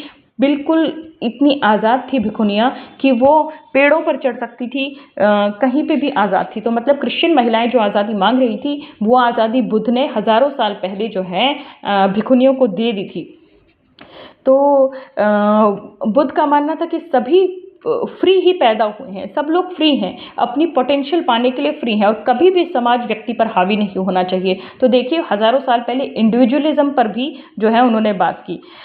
महिलाओं को भिखुनी बनना अलाउड किया गया, ये उनकी मुक्ति का मार्ग था, उनको लिबर्टी थी और इस तरह से उनको एक ऐसा जीवन मिला जो सेक्स के बिना जो है जिया जा सकता है। मतलब महिलाओं का जो गृहस्थ जीवन था वो तो यही था कि आप शादी करो, बच्चे करो, लेकिन अगर कोई महिला इसमें नहीं पढ़ना चाहती, शादी बच्चे इस चीज़ में नहीं जाना चाहती, तो वो आध्यात्मिकता का मार्ग अपनाने के लिए पूरी तरह से स्वतंत्र थी। तो इस तरह से जो है एक तरह से पिटिका में, आर्या में ये बातें लिखी हुई हैं कि महिलाओं का जो है बुद्ध ने उनको एक तरह से फ्री किया हुआ था। तो हाँ, बुद्ध ने ऐसा कोई भी प्रीमियम नहीं रखा था कि लड़कियां कुंवारी ही होनी चाहिए। उनके संघ में कोई भी महिला शामिल हो सकती थी। महिला अगर शादीशुदा है तो भी वो संघ में आ सकती थी, अगर वो कुंवारी है तो भी आ सकती थी, विधवा भी आ सकती थी, वेश्याएं भी आ सकती थी। हर व्यक्ति पूरी तरह से मुक्त है, हर व्यक्ति की अपनी इज्जत है, हर व्यक्ति बराबर है, ऐसा बुद्ध का मानना था। तो हर व्यक्ति अपने आप में इंडिविजुअलिज्म, मुझे काफ़ी इंडिविजुअलिज्म दिखाई दिया इस बात में कि बहुत ज़्यादा इंडिविजुअलिज्म है। एक वेश्या भी अपने आप में स्वतंत्र भी है और उसकी अपने आप डिग्निटी भी है, उसकी इज्जत भी है। जैसे आम्रपाली, वैशाली की आम्रपाली की उन्होंने इज्जत की। इस बात में कोई शक नहीं है कि महिलाओं की स्थिति बद से बदतर हो गई ब्राह्मणों की वजह से, और ये जो स्टेट क्राफ्ट है उसके बाद जो है महिलाओं को बौद्धिक और सामाजिक रूप में पीछे धकेल दिया गया। लेकिन एक समय ऐसा था कि जब महिलाओं की जो है स्थिति भारत में अच्छी थी। एक उपनयन से पता चलता है कि अथर्ववेद में एक जो लड़की है वो जो है उपनयन संस्कार करती है ब्रह्मचार्य खत्म होने के बाद। श्रुता सूत्र में भी लिखा है कि महिलाएं प्राचीन काल में, मतलब बाद में ये चीज़ें बुराइयां आ गई, प्राचीन काल में ये साफ लिखा है कि महिलाएं जो है वेद मंत्रों का जाप कर सकती थी। पाणिनि अष्टाध्यायी इस बात की गवाह देते हैं कि महिलाएं गुरुकुल, उनके अपने गुरुकुल होते थे, वो वहाँ पर शाखा में जाती थी, मतलब स्कूल्स में जाती थी और एक्सपर्ट इन मीमांसा, मतलब डिस्कशन में, मीमांसा में, किसी चीज़ के बारे में सोचने में वो माहिर बनती थी। पतंजलि की महाभाष्य कहता है कि महिलाएं शिक्षिकाएं भी होती थी और महिलाओं को की जो छात्राएं होती थी, लड़कियों के आश्रम होते थे, वहाँ पे लड़कियां छात्र होती थी। ये जो कहानियाँ हैं ये पब्लिक डिस्कशन में आई हैं। जो धर्म का आधार है, जो धर्म का दर्शन है, जो मेटाफिजिक्स है, मेटाफिजिक्स मतलब जैसे संसार है, चांद तारे हैं, हमारे आसपास का जितना भी मटेरियल है वो किस तरह से है, इन सब चीज़ों के बारे में महिलाएं सीखती थी। उनके अपने आश्रम होते थे, इस तरह से होते थे। ये स्थिति थी महिलाओं की कि वो पुरुषों के साथ शास्त्रार्थ भी कर सकती थी, डिबेट भी कर सकती थी। जनक और सुलभ के डिबेट की का जिक्र आता है। जी हाँ, सीता माँ के जो पिता थे राजा जनक और सुलभ का डिबेट हुआ था। और याज्ञवल्क्य और गार्गी कोई पुरानी महिला थी जिनका जो है याज्ञवल्क्य जी से बहस हुई थी, उसका भी जिक्र है। याज्ञवल्क्य की बहस मैत्री से भी हुई थी। तो गार्गी, मैत्री, सुलभा ये उस समय की स्कॉलर वुमेन थी, बुद्धिजीवी महिलाएं थी। और इसके अलावा शंकराचार्य का खुद विद्याधरी से बहस हुई थी। तो मनु से पहले के समय महिलाओं की स्थिति बहुत अच्छी थी, वो उच्च स्तर पर थी एजुकेशन में। लेकिन धीरे ऐसा टाइम आया कि महिलाओं की ये जो स्थिति है वो खराब होती गई। जब राजा का राज्याभिषेक होता था तब जो है रानी जो को भी भेंट दी जाती थी। रानी को राजा भेंट देता था और बाकी महिलाओं को भी भेंट देता था। मतलब उनकी पोजीशन थी कि उनको वो भी हकदार हैं किसी चीज़ की, ये भी कहा जाता था। उस समय पूरी दुनिया में ऐसी स्थिति, इतनी अच्छी स्थिति महिलाओं की कभी कहीं पे भी नहीं थी जो भारत में थी। उसके बाद मनु आया। मनु ने हिंदुओं के लिए कानून गढ़ने शुरू किए और ऐसे कानून गढ़ने शुरू किए जो कोई शंका ही नहीं है कि उसने महिलाओं की स्थिति इतनी बदतर कर दी। महिलाओं की सबसे ज़्यादा दुर्गति हुई है मनुस्मृति में। मनुस्मृति की वजह से हिंदुओं ने उस बात को कानून मान लिया और महिलाओं की बहुत दुर्गति हुई। इसमें आगे बहुत सारे श्लोक दिए हुए हैं, आप देख सकते हैं। ये देखिए, इन श्लोक्स को मैं नहीं पढ़ूंगी क्योंकि ये जो संस्कृत है उसका मैं उच्चारण अच्छे से नहीं कर पाऊंगी। इन श्लोक्स के मैं अर्थ पढ़ती हूँ। तो देखिए, पहला यहाँ पे श्लोक दिया गया है, इसका अर्थ है कि महिलाओं का तो स्वभाव ही है कि वो पुरुषों को अपनी तरफ आकर्षित करें और जो चालाक लोग होते हैं वो महिलाओं की कंपनी में कभी भी अकेले नहीं रहते। पहला श्लोक इसके बारे में है। दूसरा श्लोक इसके बारे में है कि कोई मूर्ख ही होगा, कोई ज्ञानी इंसान हो ही नहीं सकता जो अपनी जो है गुस्से का दास बने और महिलाओं को स्वतंत्र छोड़े। तो कोई भी व्यक्ति है ऐसा नहीं होना चाहिए जो महिलाओं को स्वतंत्र छोड़े। इसमें से कुछ जो ज़्यादा महत्वपूर्ण है वो मैं पढ़ देती हूँ, काफ़ी सारे हैं। रात और दिन ऐसा होना चाहिए कि महिलाएं कभी भी पुरुषों से आज़ाद ना हों। हमेशा महिलाएं पुरुषों से जुड़ी रहें और उनका मनोरंजन करती रहें। हमेशा पुरुषों के नियंत्रण में महिलाएं रहें। जब महिला बच्ची होती है तो उसका पिता उसे प्रोटेक्ट करता है। जब वो बड़ी होती है तो उसका पति उसे प्रोटेक्ट करता है, उसको संरक्षण देता है। जब वो बूढ़ी होती है तो उसका पुत्र उसको संरक्षण देता है। महिलाएं कभी भी स्वतंत्रता की हकदार नहीं हैं। महिलाएं स्वतंत्रता पाने के योग्य नहीं हैं। एक और है इसमें, अगर कोई लड़की है या युवा कन्या है तो कुछ भी है, महिला की कोई भी उम्र है, वो कुछ भी आज़ादी से ना कर पाए, कुछ भी वो स्वतंत्रता से ना कर पाए। अपने घर में भी महिला स्वतंत्र नहीं होनी चाहिए, उसको नियंत्रण में ही रहना है पुरुषों के। जो महिलाएं छोटी हैं, बच्चियां हैं, उसको अपने पिता के अंडर रहना है। ये वाली बात रिपीटेड है इसमें। जब छोटी लड़कियां हैं पिता के अंडर रहना है, जब बड़ी हो जाए तो हस्बैंड के अंडर रहना है, बूढ़ी हो जाए तो बेटे के अंडर रहना है। कभी भी स्वतंत्रता का नहीं चखना है, घर के अंदर भी स्वतंत्रता नहीं होनी चाहिए। She must not seek to, हाँ, यहाँ पे महिलाओं के लिए डिवोर्स मना किया गया है कि वो कभी भी अपने पति से, अपने पिता से, अपने बेटों से अलग होने के बारे में ना सोचे। और जो है उसका अगर वो ऐसा करती है तो वो सबकी शर्मिंदगी का कारण होती है। तो महिलाओं की स्वतंत्रता नहीं होनी है, उनको किसी भी तरह से अकेला नहीं छोड़ना है। तो ये जो भारत में ज़बरदस्ती की शादियों का कल्चर है, अरेंज मैरिज का जो कल्चर है, ये लड़कियों को जीने ही नहीं देते हैं। जैसे ही वो जवान होती हैं, 18 से ऊपर की होती हैं, वैसे ही हाय शादी, बल्कि बचपन से ही हाय शादी, इसकी शादी कहाँ होगी, किससे होगी, कैसे होगी, शादी शादी शादी। तो विदेशों में जो शादी है वो एक ऑप्शन है, मतलब एक विकल्प है, आप उसे चुन सकते हैं, नहीं चुन सकते। लेकिन भारत में शादी एक कंपल्शन है, मतलब एक ज़रूरी चीज़ है, नेसेसिटी है, उसे करना ही करना है।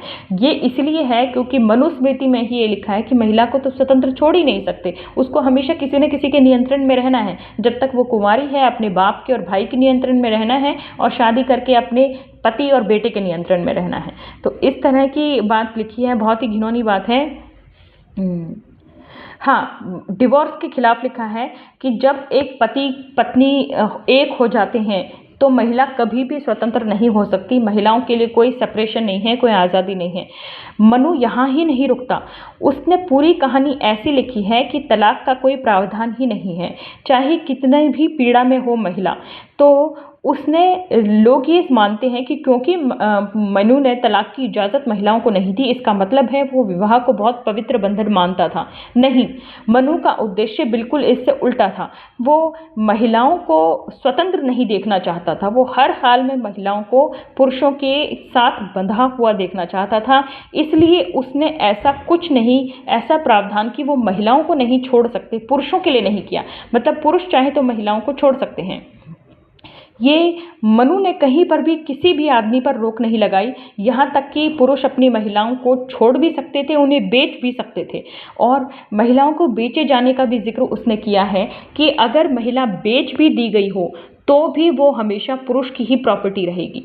तो इस तरह की उसने बातें लिखी हैं कि आगे भी है। हाँ, पीटने की बातें बहुत सारे हिंदू उछल उछल के कहते हैं, क्योंकि बहुत सारे राइट विंग चैनल्स हैं जो सब के सब ब्राह्मण हैं। मैंने कहा था उनके सरनेम देखिए, उनके गोत्र देखिए, अत्री, तिवारी, मिश्रा, इस तरह के मिलेंगे, दीक्षित। वो सारे के सारे चैनल उछल उछल के बताते हैं कि देखो महिलाओं को पीटने के लिए कहा गया है कुरान में। मनुस्मृति में स्पष्ट तौर पर महिलाओं को पीटा जाना चाहिए ये लिखा है। तो देखिए, जब हम देखेंगे, बुराई देखेंगे तो सबसे ज़्यादा बुराई हमारे ऊपर ही मिलेगी। तो एक पत्नी, एक पुत्र, एक गुलाम, तीनों को जो है, तीनों ही जो है एक आदमी के अंडर हैं और उनको कोई प्रॉपर्टी नहीं दी जा सकती। तो आपको पता है शूद्र और स्त्री को प्रॉपर्टी का कोई अधिकार ही नहीं है। अब women under the laws of Manu is subject to corporal punishment. Manu ने ये कहा कि महिलाओं को पीटना जो है पुरुषों का अधिकार है, तो इसलिए भारत में इतनी ज़्यादा डोमेस्टिक वायलेंस है। और क्योंकि महिलाओं की स्वतंत्रता एक टैबू है, उन्हें पतियों से जुड़ा कर रखा गया है और तलाक लेना एक बहुत ही गलत बात मानी जाती है, इसलिए जो है घरेलू हिंसा बहुत ज़्यादा होने के बावजूद भारत में शर्मनाक तलाक की दर है। आपको पता है भारत में 1% से कम शादियां टूटती हैं। तो ये दर शर्मनाक है। इसका मतलब ये है कि बहुत सारे लोग पीड़ित हैं और लेकिन वो इस पचड़े से, इस शादी से पीछा नहीं छुटा पाते। तो मनु का जो कानून था वो ये था कि महिलाओं को किसी भी तरह से वेद पढ़ने का हक नहीं है, किसी भी किस्म का ज्ञान प्राप्ति का हक नहीं है। महिलाओं को जो है हर किस्म के संस्कार से उसने पाबंदी लगा दी। ब्राह्मणिज्म के हिसाब से जो है बलि देना बहुत ज़रूरी है, लेकिन मनु ने कहा कि महिलाएं कभी बलि नहीं दे सकती, और महिलाओं ने अगर कोई यज्ञ किया और अगर कोई बलि देने का प्रयास किया तो ब्राह्मणों को जो है, ब्राह्मण उसमें उनकी कोई मदद नहीं करेंगे, ब्राह्मण उनसे भिक्षा भी नहीं लेंगे। तो अब मनु ने कहा कि किस तरह की होनी चाहिए आइडियल महिला। आइडियल महिला जो है वो हर समय अपने पति के आगे रखती है, जो पति और भाई ने कहा या पिता ने कहा वो वही करती है, और जब तक वो जीवित रहे या उसका पति जीवित रहे तब तक वो वैसे ही आज्ञा मानती रहेगी। तो पूरी तरह से एक तरह से गुलामी की बात हो रही है। बहुत सारी बातें हैं। देखिए, महिलाओं को मारना, शूद्रों को मारना मतलब जान से मारना, वैश्यों को मारना और क्षत्रियों को मारना और नास्तिकों को मारना एक माइनर ऑफेंस है, मतलब एक छोटा मोटा अपराध है। तो जान से मारना, ब्राह्मणों के लिए इन सबको जान से मारना एक छोटा मोटा अपराध है। और ये मनु को समझने वाली बात है कि शूद्र, वैश्य, क्षत्रिय को मारना और स्त्रियों को मारना एक छोटा अपराध करार दे दिया गया, लेकिन ब्राह्मण को इतना बड़ा बना दिया गया कि ब्रह्म हत्या को महापाप करार दिया गया। और इसलिए ब्राह्मण को नहीं मारा जा सकता, लेकिन महिलाओं को मारा जा सकता है। मनु की नज़र में महिलाओं का कोई भी महत्व नहीं था।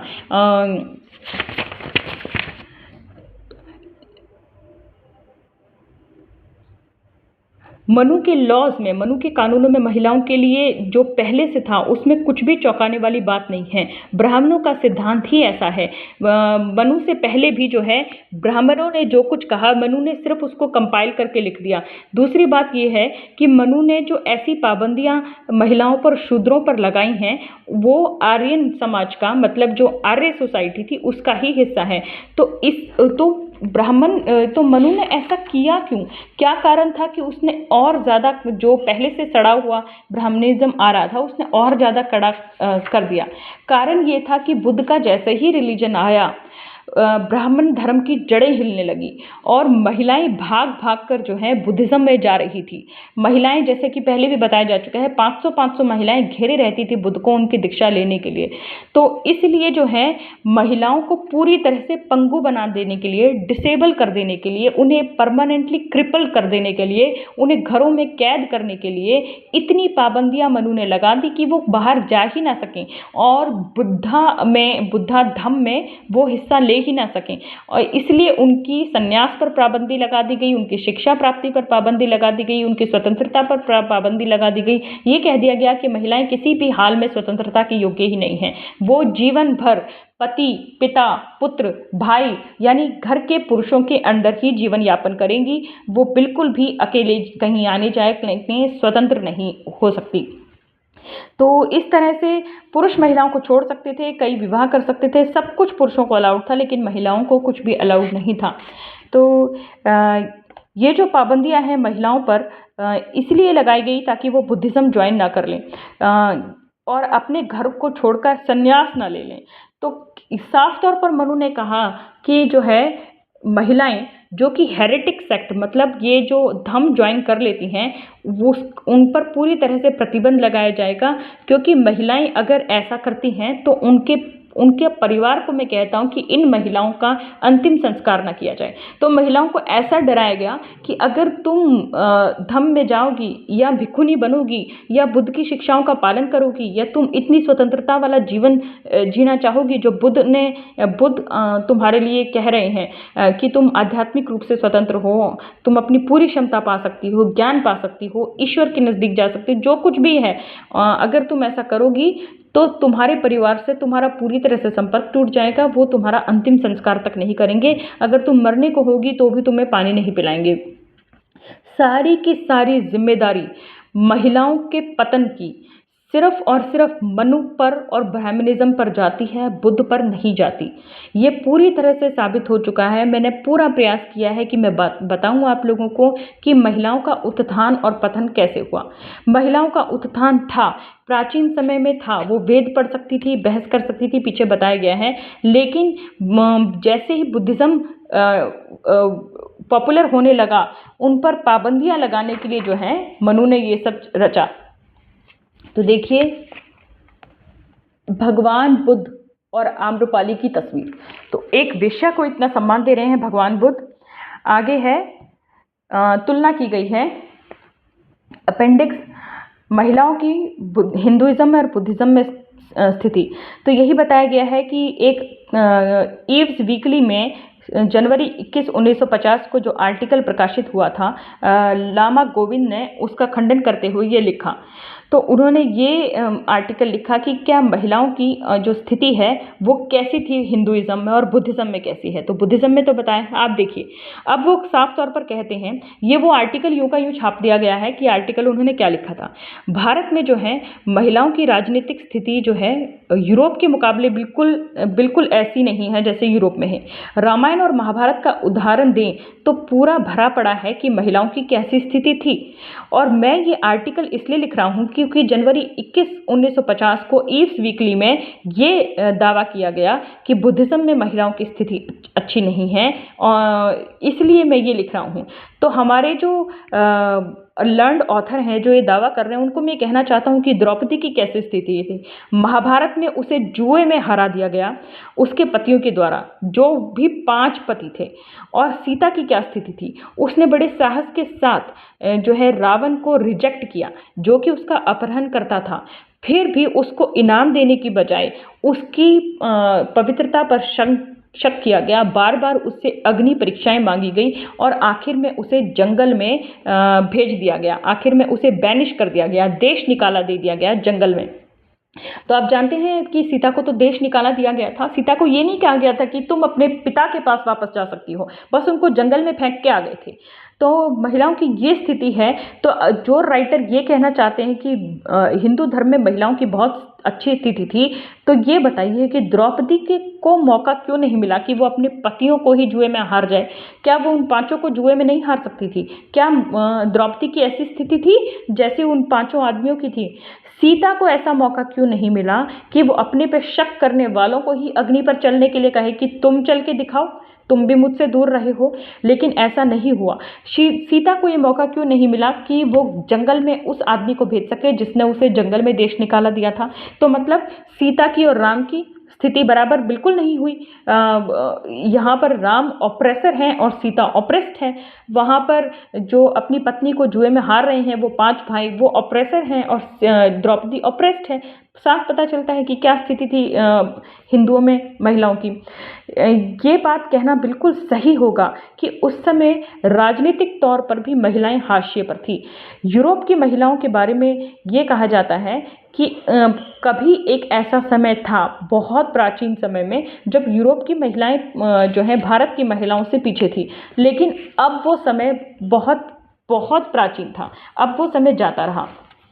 अब क्वीन एलिजाबेथ की बात समझिए। क्वीन एलिजाबेथ क्या द्रौपदी की जगह होती तो वो अपने 5 आदमियों का गला कटवा देती, जैसे कि उन्होंने अपने प्रेमी लॉर्ड एसेक्स का कटवा दिया। तो क्वीन एलिजाबेथ ने तो अपने प्रेमी की हत्या करवा दी थी। क्या द्रौपदी कभी ऐसी स्थिति में थी कि वो अपने पतियों में से किसी की हत्या करवा सके?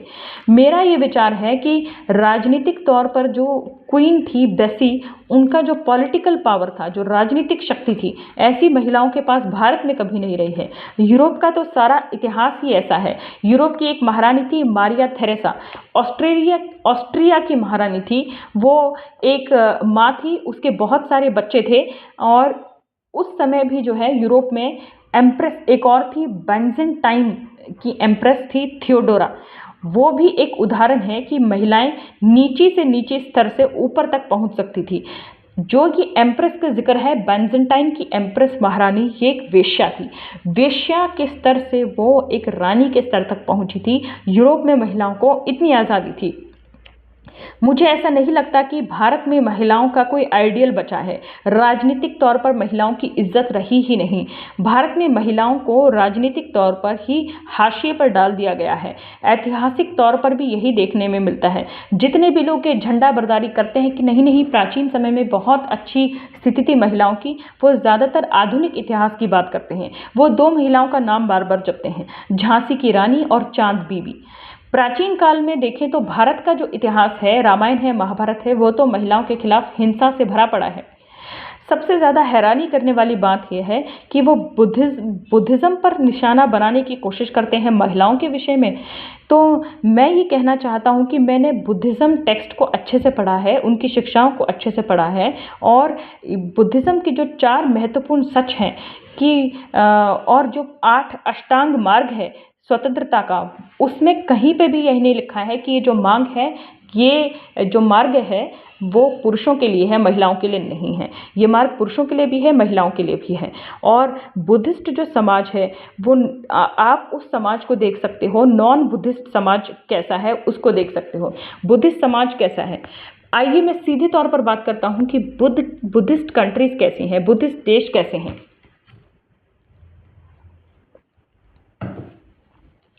मैं श्रीलंका की बात करता हूँ, साइलोन कहते थे उस समय। बर्मा की बात करता हूँ, म्यांमार, सियाम की बात करता हूँ, थाईलैंड, इंडो चाइना और तिब्बत की बात करता हूँ। आप जानते हैं कि वहाँ पे महिलाओं की क्या स्थिति है? चौंकाने वाली है। वो ऐसी है कि बुद्धिस्ट में जो वाइफ होती है वो उसके लिए उसका पति देवता नहीं होता, वो उससे ये उम्मीद नहीं की जाती कि वो अपने पति के खाने के बाद खाना खाए। ना ही कभी उसने अपने पति की चिता पर खुद को जलाया है, यानी कि सती जैसी कोई भी चीज़ वहाँ पर कभी नहीं रही है। वो अपने पति को छोड़ने के लिए भी आज़ाद है। वो इतनी आज़ाद है कि अगर उसका पति की मृत्यु हो जाए तो उसे सोशल आउटकास्ट नहीं किया जाता। जैसे यहाँ पर विधवाओं के साथ बर्ताव होता है, वैसा नहीं होता। वो चाहे तो दोबारा विवाह भी कर सकती है। उनका अपना ऐसा कल्चर है, मैं तिब्बत की भी बात कर रहा हूँ, जहाँ पर महिलाएं पुरुषों के बिल्कुल बराबर हैं सामाजिक तौर पर। सामाजिक तौर पर ही नहीं, वो बिजनेस करने में भी बराबर हैं और उनकी जो क्षमता है वो बिल्कुल अच्छी तरह से उभर कर सामने आई है, क्योंकि वो पूरी तरह से स्वतंत्र हैं। बुद्धिस्ट समाज में महिलाओं की स्थिति कैसे है, ये जब देखने के लिए मैं गया तो मुझे पता चला कि जरा सा भी पूर्वाग्रह नहीं है पुरुषों के मन में महिलाओं के लिए। जो बुद्ध पर इल्ज़ाम लगाते हैं कि वो व्यापक सोच के नहीं थे, ब्रॉड माइंडेड नहीं थे, लिबरल नहीं थे, टॉलरेंट नहीं थे, वो सब गलत कह रहे हैं। बुद्ध जो ऐसे थे जिन्होंने ऐसे ज्ञान का दीप जलाया कि पूरी दुनिया में बुद्ध का नाम लिया जाता है, उन्हें आदर की दृष्टि से देखा जाता है। जो भी लोग बुद्ध को गलत समझते हैं वो ही उनकी मिस जजमेंट है, वो सही नहीं बुद्ध को समझ रहे हैं। और बुद्ध ही ऐसे व्यक्ति हैं जिनकी वर्ल्ड वाइड अपील है। मतलब भारत में बुद्ध का जो नाम है वो सब जानते हैं। जैसे आपने सुना होगा कि मोदी जी ने भी एक बार कहा था कि मैं बुद्ध के देश से आया हूँ। तो बुद्ध का जो देश है, बुद्ध की जो बात है वो पूरी दुनिया में कही हुई है, क्योंकि चाहे किसी भी कास्ट का व्यक्ति हो, कलर का हो, सेक्स का हो, हर जगह जो है बुद्ध की टीचिंग्स पॉपुलर हैं। क्यों पॉपुलर हैं? मुक्ति की वजह से। बुद्ध ने लोगों को मुक्ति का मार्ग दिखाया है। और ये जो ऑथर है ये खुद इस बात पर जोर देता है कि महिलाओं का जो बैकग्राउंड है वो कैसा रहा है। ये जो बुद्धिज़्म का एटीट्यूड है महिलाओं की तरफ, वो इस तरह से रहा कि उन्होंने वेश्याओं तक को ऊंचा उठने की इजाज़त दी। आम्रपाली एक वेश्या थी, फिर भी बुद्ध ने कभी भी उसे जो है दुत्कारा नहीं। बुद्ध अपने शब्दों में ही कहते हैं कि आम्रपाली एक बहुत ही अच्छी मेरी डिसाइपल है, मेरी फॉलोवर है, बहुत ही अच्छी है। और बुद्ध कोई भी पूर्वाग्रह नहीं रखते थे महिलाओं के प्रति, और उन्होंने ये दिखाने की कभी कोशिश भी नहीं की कि किसी भी किस्म का पूर्वाग्रह बुद्ध ने नहीं दिखाया। जो है जैसे ये बार बार कहा जाता है कि बुद्ध पुरुषों को कहते थे, मॉन्क्स को कहते थे कि महिलाओं से सावधान रहो। ये बात तो वो महिलाओं से भी कहते थे कि पुरुषों से सावधान रहो। वो दोनों को ही ब्रह्मचार्य पालन करने के लिए कह रहे थे। तो उनका मतलब ये था कि आपको अपने दिमाग में हमेशा ये रखना है कि वो माता, बहन, बेटी इस तरह से है। तो इसलिए जो है अपने को संयम में रखना है और अपनी जो सेलिबेसी है यानी जो ब्रह्मचार्य है उसे किसी भी हालत में गंवाना नहीं है। तो इस बात पर उठाकर ये नहीं कहा जा सकता कि बुद्ध जो है पुरुषों को महिलाओं से दूर रहने के लिए इसलिए कह रहे थे क्योंकि महिलाएं दूषित हैं या महिलाओं से वो नहीं मिलने देना चाहते थे। तो प्राचीन काल में मैत्री, गार्गी जैसे लोग रहे होंगे जिनके बारे में उपनिषद भरे पड़े हैं, लेकिन बुद्धिस्ट महिलाओं के बारे में भी बहुत चीज़ें हैं। और पुराने समय में तो मीराबाई और पद्मिनी इनकी बात ज़रूर की जा सकती थी, लेकिन बुद्ध ने जो महिलाओं को दिया, जो आज़ादी महिलाओं को दी, जो स्वतंत्रता महिलाओं को दी, वो ब्राह्मणवादियों को हजम नहीं हुई और मनु ऐसे सिद्धांत लेके आए कि महिलाओं का पतन हो गया। तो महिलाओं के पतन के लिए, समाज में महिलाओं के पतन के लिए जो है बुद्ध जिम्मेदार नहीं है, मनु जिम्मेदार है। Women and the counter revolution, ये एक चैप्टर है जो बाबा साहब डॉक्टर भीमराव अंबेडकर की जो पुस्तक है revolution and counter revolution in ancient India, प्राचीन भारत में क्रांति और प्रतिक्रांति, और क्रांति और क्रांति का विरोध, उसका जो चैप्टर है वो यहाँ पर लिया गया है। इसमें महिलाओं की और शूद्रों की स्थिति के बारे में बताया गया है कि मनु की कैसी विचार थी। इसमें फिर से वही सब श्लोक हैं कि शूद्रों के बारे में क्या विचार रख रहे हैं, महिलाओं के बारे में क्या विचार रख रहे हैं। इनमें से मैं कुछ आपको बताती हूँ। रात और दिन हर हाल में महिलाओं को पुरुषों पर डिपेंड ही रहना है, पुरुषों से जुड़ जाना है। महिलाएं बनी ही पुरुषों के सेक्सुअल एंजॉयमेंट के लिए हैं और उन्हें पुरुषों के नियंत्रण में ही रहना है। ये आपको पहले बता चुकी हूँ कि पिता के नियंत्रण में रहना है, पति के नियंत्रण में रहना है, और जब वो बूढ़ी हो जाए तो बेटे के नियंत्रण में रहना है। महिलाएं किसी भी हाल में स्वतंत्रता की योग्य नहीं हैं। हाँ, महिलाएं पुरुषों को आकर्षित करती हैं अपने गुस्से से, अपनी निर्दयता से, और वो अपने पतियों के प्रति ईमानदार नहीं रहती, इसलिए उनसे हमेशा सावधान रहना चाहिए। भरा पड़ा है ये घिनौनी बातों से, कि जो मनुस्मृति है उसको ठीक ही जलाया गया है। बहुत मतलब बहुत ही गंदी गंदी बातें जो हैं इसमें महिलाओं के लिए लिखी हैं। यही लिखा गया है कि वो किसी भी हाल में जो है, चाहे कितना भी घिनौना उसका ससुराल हो, वो अपने पति को नहीं छोड़ सकती, अपने ससुराल को नहीं छोड़ सकती। सभी जितनी भी जातियों के पुरुष हैं, महिलाएं उनके नीचे ही हैं, हस्बैंड्स के नीचे ही हैं। महिला को उसके खुद के घर में भी स्वतंत्रता नहीं मिलनी चाहिए, कुछ भी वो अलग से अकेले में ना कर पाए।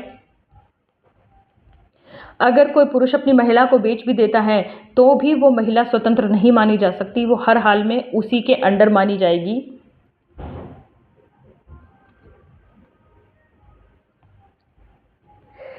अभार्या पुत्रश्च दासश्चत्र एवाधना स्मृता यते समृद्धि यसे तत् धनम। तो एक पत्नी को, एक बेटे को और एक गुलाम को, तीनों को प्रॉपर्टी रखने का कोई हक नहीं है। जरा सी भी प्रॉपर्टी इनके पास नहीं होनी चाहिए। ये इसका मतलब ये है कि जो हस्बैंड है उसके अंदर ही पत्नी रहेगी, और जो है कुछ भी नहीं किया जा सकता, चाहे कैसा भी पति का बर्ताव हो, कैसा भी ससुराल वालों का बर्ताव हो, उसको हर हाल में जो है उसके अंडर ही रहना है। तो देखिए, जो ब्राह्मण जीन्स करके मैंने एक्स पर देखा था, एक महिला बार बार ब्राह्मण जीन्स लेकर खड़ी हो जाती है। शूद्रों और महिलाओं की स्थिति में कोई अंतर नहीं है। महिलाओं की अपनी कोई जाति होती ही नहीं है, उसकी जो जाति होती है वो रिलेटेड होती है, उसको हमेशा एक सेकेंडरी पर्सन की तरह देखा जाता है। तो महिला रिलेटेड होती है अपने पति से या अपने पिता से।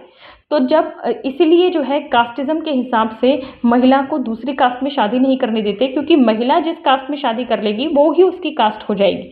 तो ये जो बात है, महिलाएं और शूद्रों की स्थिति में कोई अंतर ही नहीं है। मनुस्मृति भरी पड़ी है इससे। ऐसा कुछ नहीं कि महिलाओं को कोई ऊंचा स्थान दिया गया है। तो जातिवाद और महिलाओं के प्रति जो घृणा है, मिसोजिनी है, वो इंटरकनेक्टेड है। आज मैंने ग्रॉक से, जो कि एक आर्टिफिशियल इंटेलिजेंस का चैट बॉक्स है, उससे पूछा कि क्या हिंदुइज्म का इंटीग्रल पार्ट है मिसोजिनी और कास्टिज्म, यानी महिलाओं के प्रति घृणा करना और जातिवाद करना हिंदुइज्म का इंटीग्रल पार्ट है। तो पहले तो उसने कहा नहीं नहीं, ये सोसाइटी का हिस्सा है, आप पढ़ सकते हैं, उसे मैंने पोस्ट में शेयर भी किया है।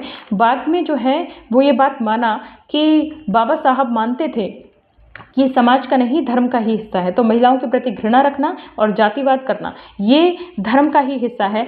ये तो बिल्कुल ही जो है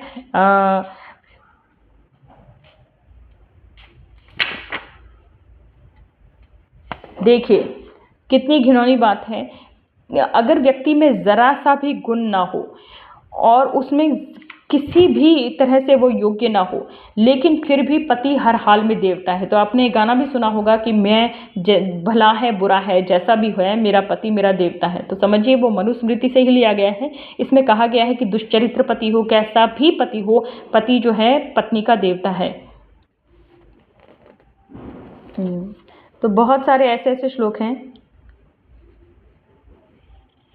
तो इसमें फिर से वही रिपीटेड चीज़ें हैं कि प्राचीन समय में तो जो है विद्याधरी हो शंकराचार्य से बहस करती है, गार्गी और मैत्री दोनों याज्ञवल्क्य से बहस करती हैं, जनक और सुलभा की बहस होती है। लेकिन ये सारी स्थिति जो है मनु के आने के बाद बिगड़ गई, और मनु ने जो है महिलाओं को ज्ञान प्राप्ति के योग्य ही नहीं माना, बल्कि उनको घर में बंद कर दिया। एक तरह से वो कैदी हो गई। तो महिलाएं तो अब भी जो हैं घरेलू गुलाम हैं। तो इस तरह से बात की गई। अब आगे इन्होंने बात की है कौटिल्य की, जो अर्थशास्त्री थे। अर्थशास्त्री कौटिल्य को ये भी कहा जाता है, चाणक्य भी कहा जाता है। तो चाणक्य की महिलाओं के बारे में क्या विचार थे? मनु से तो बेहतर थे। तो चाणक्य ने अर्थशास्त्र लिखा है और चाणक्य के अर्थशास्त्र में ऐसे विचार थे जिसे आजकल लोग बहुत ही ज़्यादा गलत समझते हैं। एलिमनी, एलिमनी दिया जाएगा, प्रॉपर्टी में हिस्सा दिया जाएगा, महिलाओं को काफ़ी कुछ दिया जाएगा, बल्कि डिवोर्स का भी हक वो देते हैं। तो देखिए, कहा गया है कि पुरुष एक से ज़्यादा शादी कर सकता है, लेकिन किस परिस्थिति में?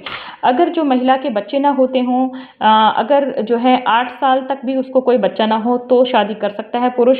अगर उसको मरे हुए बच्चे पैदा होते हों तो 10 साल बाद शादी कर सकता है। अगर उसको केवल लड़कियां होती हों तो 12 साल बाद शादी कर सकता है। आदमी शादी कर सकता है। आपको लगेगा कि आदमी को तो बहुत इजाज़त दी गई है, लेकिन उसको अपनी पत्नी को शुल्क देना होगा, मतलब उसको अपनी पत्नी को इसका हर्जाना देना होगा, गवर्नमेंट को भी देना होगा, सरकार को भी देना होगा। अगर वो दूसरी शादी करता है तो उसको अपनी पत्नी को स्त्री धन देना होगा और जीवन निर्वाह के लिए देना होगा। तो जैसे ही दूसरी, तीसरी, चौथी पत्नी की बात आती है, महिलाओं को सबसे बड़ा तो डर यही था कि जीवन निर्वाह कैसे होगा। तो जीवन निर्वाह के लिए अर्थशास्त्र में तो बहुत कुछ लिखा गया है कि महिलाओं को क्या क्या दिया जाएगा। और इसमें डिवोर्स का भी बात लिखी है कि अगर एक महिला अपने पति से घृणा करती है या नफरत करती है तो वो एक तरफा डिवोर्स नहीं ले सकती अगर पति की इच्छा नहीं है। तो मतलब बहसबाजी होगी, कोर्ट में लड़ाई होगी, जैसे अब होती है। अगर पति अपनी पत्नी को पसंद नहीं करता तो भी डिवोर्स नहीं हो सकता एक तरफा। लेकिन अगर दोनों एक दूसरे को पसंद नहीं करते, दोनों ही एक दूसरे को बर्दाश्त ही नहीं कर सकते, तो डिवोर्स हो जाएगा, जिसे मोक्षामिच्छेद कहते हैं। तो जो लोग ये कहते हैं कि हिंदुओं में तो डिवोर्स नाम की चीज़ ही नहीं थी, ये बिल्कुल बकवास बात है।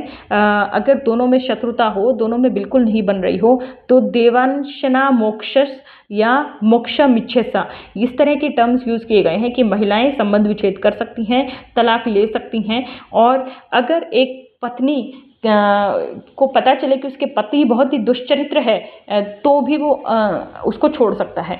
जो महिला है वो मेंटेनेंस मांग सकती है अपने पति से, जिसमें कि खाना कपड़ा शामिल है। जो शादी के समय दिया गया है स्त्री धन, चाहे मायके वालों ने दिया हो चाहे पति के परिवार ने दिया हो, वो सारा भी उसका ही होता है।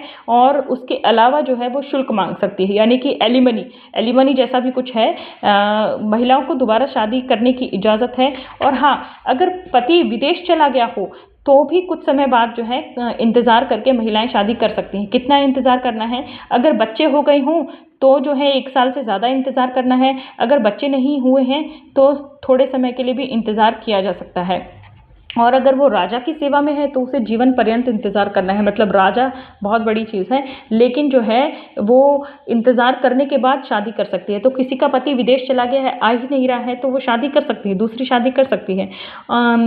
अगर हस्बैंड जो है अपनी पत्नी को मेंटेनेंस नहीं देता है और अगर वो दूसरी शादी कर लेती है तो जो है उसको मेंटेनेंस नहीं मिलेगा। मतलब अगर वो पुनर्विवाह कर रही है तो मेंटेनेंस नहीं मिलेगा, अदरवाइज उसको हस्बैंड मेंटेनेंस देगा। उसको अपने मरे हुए पति की प्रॉपर्टी में भी हिस्सा मिलेगा।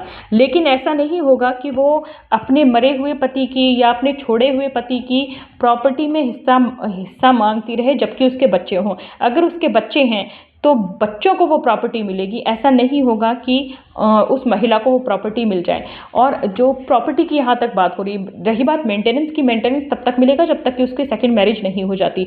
हर हाल में महिला को की जो इकोनॉमी है, अर्थ जो है, पैसा जो है, उसका सुनिश्चित करना है कि वो भूखी ना मरे, उसके पास चीज़ें हों। तो क्या कर सकती है? अगर उसका हस्बैंड पागल है, दुष्चरित्र है, तो वो पत्नी पति को छोड़ सकती है। विदेश गया है तो भी अलग अलग टाइम दिया गया है, कितने इतने समय बाद वो छोड़ सकती है। ब्राह्मण, क्षत्रिय, वैश्य, शूद्र के लिए अलग अलग टाइम है कि कितने समय बाद छोड़ सकती है। राजा की सेवा में है तो नहीं छोड़ सकती, उसको रहना होगा। अगर कोई पत्नी संयम से रहती है, मतलब पुनर्विवाह नहीं करती, तो उसको मेंटेनेंस करेगा। विधवा होने के बाद अगर वो पुनर्विवाह नहीं करती तो उसको मेंटेन करेगा उसका ससुर उसको पैसे देगा, उसको उसकी रोजी रोटी का इंतजाम करेगा। लेकिन वो पुनर्विवाह कर लेती है तो उसका ससुर हकदार नहीं है, वो हकदार नहीं है अपने ससुर से मेंटेनेंस मांगने की। लेकिन अगर उसके बच्चे हैं तो उसके बच्चों का उसके पति की, उसके पूर्व पति की, चाहे उसका पति मर गया हो चाहे उसका पति से तलाक हो गया हो, हर हाल में उसके बच्चों का हक रहेगा। तो चाइल्ड सपोर्ट तो हर हाल में उसका है ही है। तो ये जो चीज़ें हैं कितनी बिल्कुल आधुनिक लगती हैं पढ़ने में। अर्थशास्त्र में तो इतना कुछ दिया गया है उसको मेंटेन करने के लिए। तो तलाक का हक है, ऐसा लगता नहीं कि अर्थशास्त्र के हिसाब से महिला इतनी गुलाम और इतनी लाचार थी या उससे इतनी घृणा की जाती थी, लेकिन मनुस्मृति के हिसाब से तो महिलाओं से और शूद्रों से ज़बरदस्त घृणा की जाती थी, उन्हें कभी आज़ाद छोड़ा ही नहीं जाता था। तो अर्थशास्त्र में और मनुस्मृति में मुख्य अंतर ये है कि महिला को अर्थशास्त्र में तलाक लेने का, पुनर्विवाह करने का हक है, लेकिन मनुस्मृति में नहीं है। मनुस्मृति के हिसाब से वो हर हाल में डिपेंडेंट ही रहेगी, तलाक नहीं ले सकती। तो अब ये भी जो है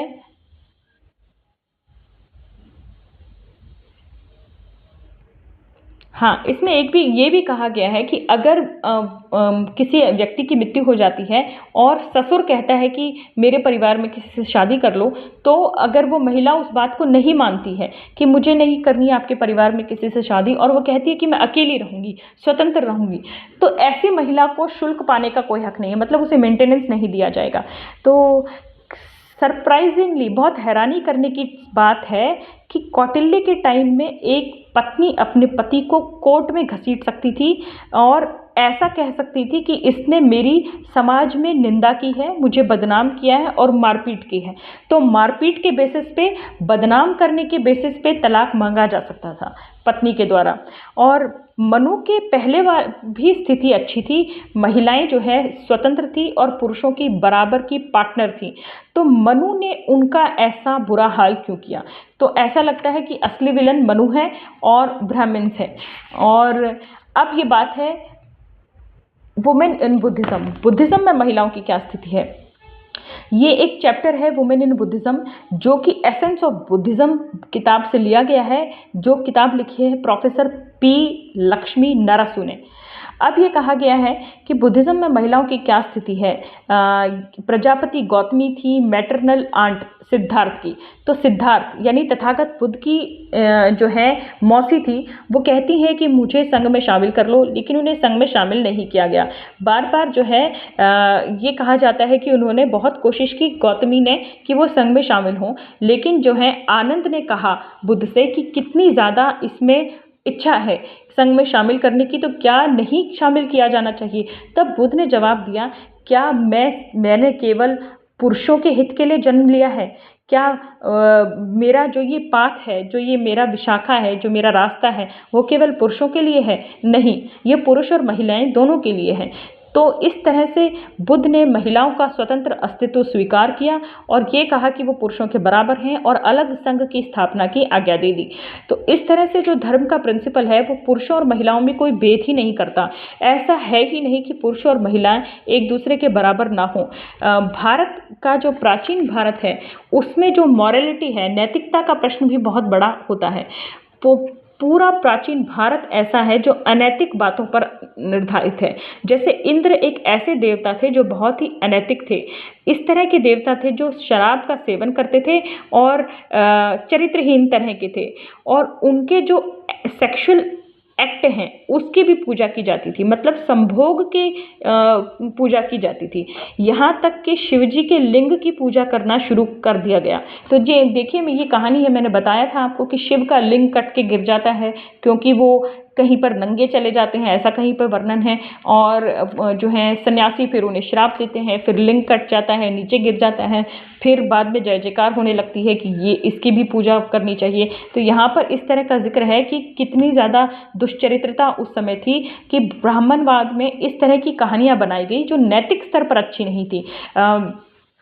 अब ये भी कहा गया है कि जो प्राचीन भारत है उसमें जो वैदिक देवी देवता थे वो इस तरह की सेक्सुअल डिबॉचरीज, मतलब इस तरह की अय्याशी में ही व्यस्त रहते थे।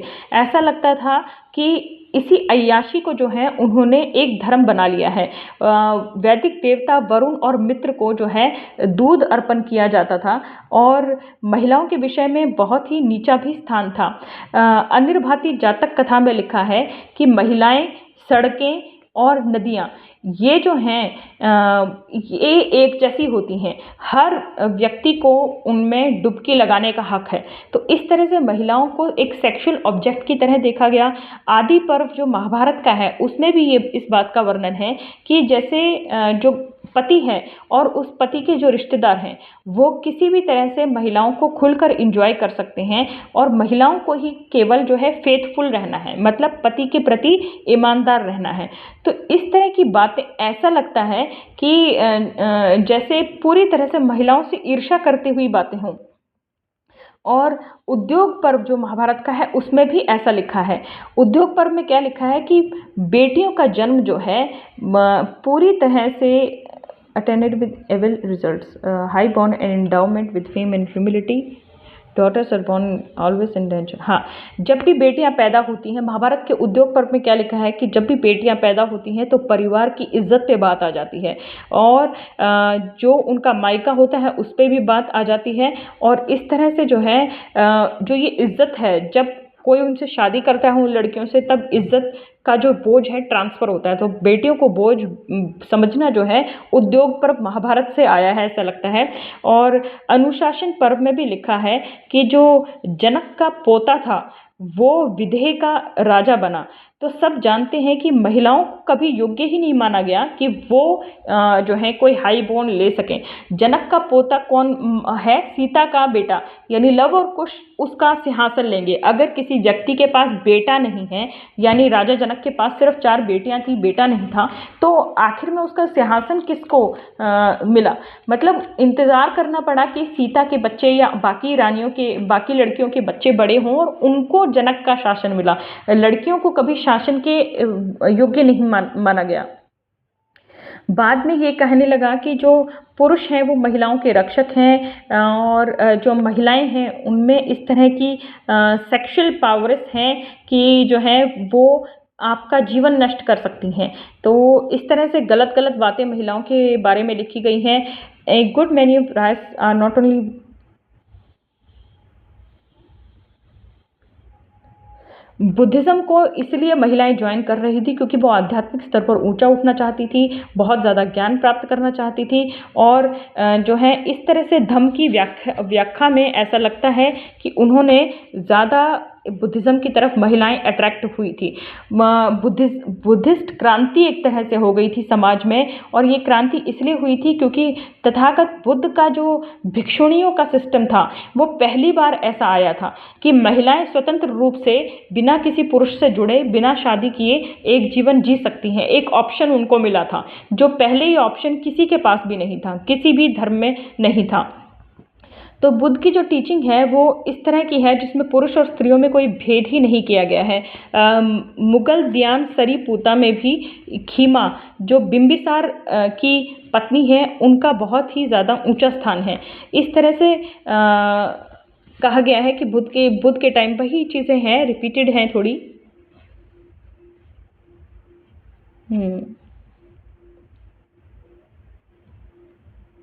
हाँ, अब यहाँ पर जिक्र आता है कि बुद्ध अपनी पत्नी यशोधरा से मिलने के लिए गए थे जब उन्होंने ज्ञान प्राप्त कर लिया था, लेकिन यशोधरा ने जब उनसे मिलने से इनकार कर दिया तब बुद्ध ने कहा कि ये अभी दुख में है और इसको पूरा हक है कि ये अपना दुख जो है महसूस कर सके और हम इसको नहीं रोकेंगे। मतलब बुद्ध ने इस बात को भी अपमान नहीं माना, जबकि उनका इतना नाम हो गया था, उनके इतने फॉलोवर्स बन गए थे कि यशोधरा उनसे मिलना नहीं चाहती। तो इस तरह से जो है बुद्धिज़्म एक ऐसा सिस्टम बन गया था जो कि स्वनियंत्रण पर आधारित है, एक इंडिविजुअलिज्म पर आधारित है। एक व्यक्ति अपने बारे में क्या निर्णय लेगा या एक स्त्री अपने बारे में क्या निर्णय लेगी, ये पूरी तरह से उस पर निर्धारित है। सेक्स को बुद्धिज़्म में एक दूसरे को कंप्लीट करना माना गया। बुद्धिज़्म का जहाँ जहाँ पर इन्फ्लुएंस है वहाँ पर एक फेयर प्ले है, मतलब ऐसा नहीं है कि किसी को ज़्यादा आज़ादी है किसको कम। बहुत सारे जो बुद्धिज़्म का इन्फ्लुएंस है वो बर्मा में मिलता है और उनकी जो बेटियां हैं, उनकी जो पत्नियां हैं वो घरों में कैद नहीं हैं। यहाँ बर्मा का उदाहरण दे रहे हैं कि बेटियां और पत्नियां घरों में कैद नहीं हैं, वो हवा की तरह आज़ाद हैं और उस उत्सव मनाती हैं। उनकी स्वतंत्रता इतनी ज़्यादा है, वो अपनी कमाई खुद कर सकती हैं और उनका जो प्रेम है, जो उनका बिस्तर है वो प्रेम से भरा हुआ है। हिंदुओं की तरह नहीं कि जहाँ पर जाति के आधार पर ये डिसाइड किया जाए कि महिलाएं किसके साथ इंटरकोर्स करेंगी, किसके साथ संबंध बनाएंगी। वहाँ पर कोर्टिंग का सिस्टम है। वहाँ पर जो है, ये बर्मा का जिक्र कर रहे हैं कि मैं बर्मा में गया जो कि म्यांमार है, और वहाँ पर मैंने पाया कि कितना ज़्यादा डिफरेंट कल्चर है बुद्धिज़्म की वजह से वहाँ पे, कि जब कोर्टिंग का टाइम आता है, मतलब कोई कुंवारी लड़की कि जब इच्छा होती है कि वो कोई प्रेमी पाए, कोई पति पाए, तो वो करती क्या है, वो अपनी खिड़की के पास एक दिया जलाती है और अपने बालों में फूल लगा लेती है और वहाँ पर एक चटाई लगाकर बैठ जाती है।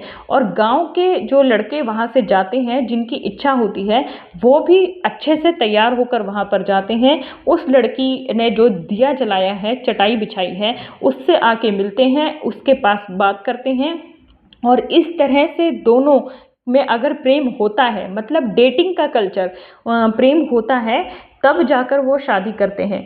बुद्ध धर्म में जो शादियां हैं वो पुरुष और महिलाओं की आपस की प्रेम की संबंध है, मतलब प्रेम होगा तो विवाह होगा। ऐसा नहीं है कि पंडितों ने तय कर दिया या माँ बाप ने तय कर दिया। पंडित या माँ बाप, यानी कि जो भी प्रीस्ट हैं, पुरोहित हैं, जो बुद्धिज़्म में जो पुरोहित होते हैं, जो भी हैं, उनका कुछ लेना देना नहीं है। पुरुष और स्त्रियां अपनी मर्जी से अपना जीवन साथी चुनते हैं, तो इतनी स्वतंत्रता है। बर्मा की जो महिलाएं हैं, यहाँ तक कि जो गाँवों में रहती हैं, बर्मा मतलब म्यांमार, म्यांमार की जो महिलाएं गाँवों में रहती हैं वो भी लिख और पढ़ सकती हैं। महिलाओं की एजुकेशन पे बहुत ध्यान दिया जाता है। लड़कियों की एजुकेशन जो है बहुत अच्छी है वहाँ पर।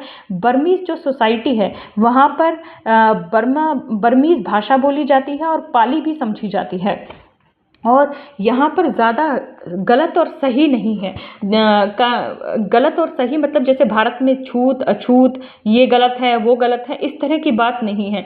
हाइजीन, साफ सफाई वहाँ पर बहुत ज़्यादा है, भारत से तो कई गुना ज़्यादा है। भारत में जगह जगह पे कूड़ा इसलिए फेंका रहता है, इसलिए गिरा रहता है कि भारत के लोगों की मानसिकता यही है कि जो नीची जाति के लोग हैं उनका काम है कूड़ा उठाना, इसलिए सिविक सेंस नहीं है। भारत में कास्टिज्म की वजह से, हिंदुइज्म की वजह से सिविक सेंस नहीं है। नागरिक अपना कर्तव्य नहीं समझते।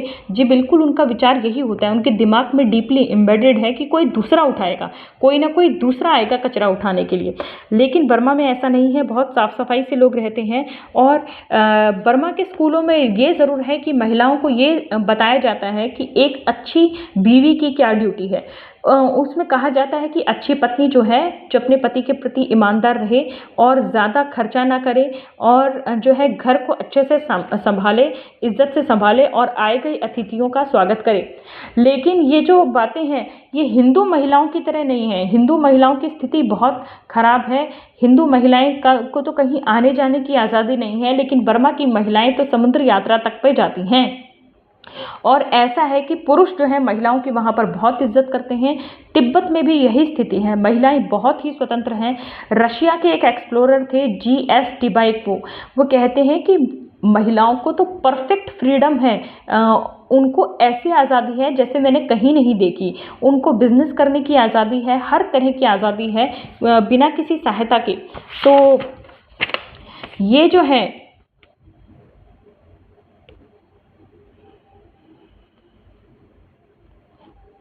ये इसलिए हुआ है कि बुद्ध ने महिलाओं को और पुरुषों को बराबर के स्तर पर लाकर खड़ा किया है। बुद्ध की जितनी भी टीचिंग्स हैं वो ऐसी है ही नहीं कि महिलाएं और पुरुष अलग अलग हैं। जो बुद्ध का जो निर्वाण है वो भी ऐसा नहीं है जिसमें कहा जाए कि केवल पुरुषों को ही निर्वाण मिल सकता है। ये जो धम्मा का जो पाथ है इसका उद्देश्य यही है कि मनुष्य जाति के लिए ये आया है। बुद्धिस्ट की जो सेरेमनी होती है मैरिज, भारत की तरह हिंदुओं की तरह बहुत शोर शराबा, बहुत कुछ तामझाम के साथ नहीं होती। बहुत ही सिंपल उनकी शादी होती है जिसमें परिवार के कुछ जने शामिल होते हैं। इसी तरह की शादी सिलोन, श्रीलंका, तिब्बत, मंगोलिया, जापान में होती हैं। ये जो बुद्धिस्ट कंट्रीज़ हैं इसमें शादी एक सिविल कॉन्ट्रैक्ट है, मतलब एक सामाजिक एक सिविल कॉन्ट्रैक्ट है। जैसे दीवानी मुकदमे फौजदारी के मुकदमे होते हैं, जैसे क्रिमिनल केसेस होते हैं, सिविल केसेस होते हैं। सिविल केसेस यानी सामाजिक जो झगड़े हैं उनको सिविल केसेस कहते हैं।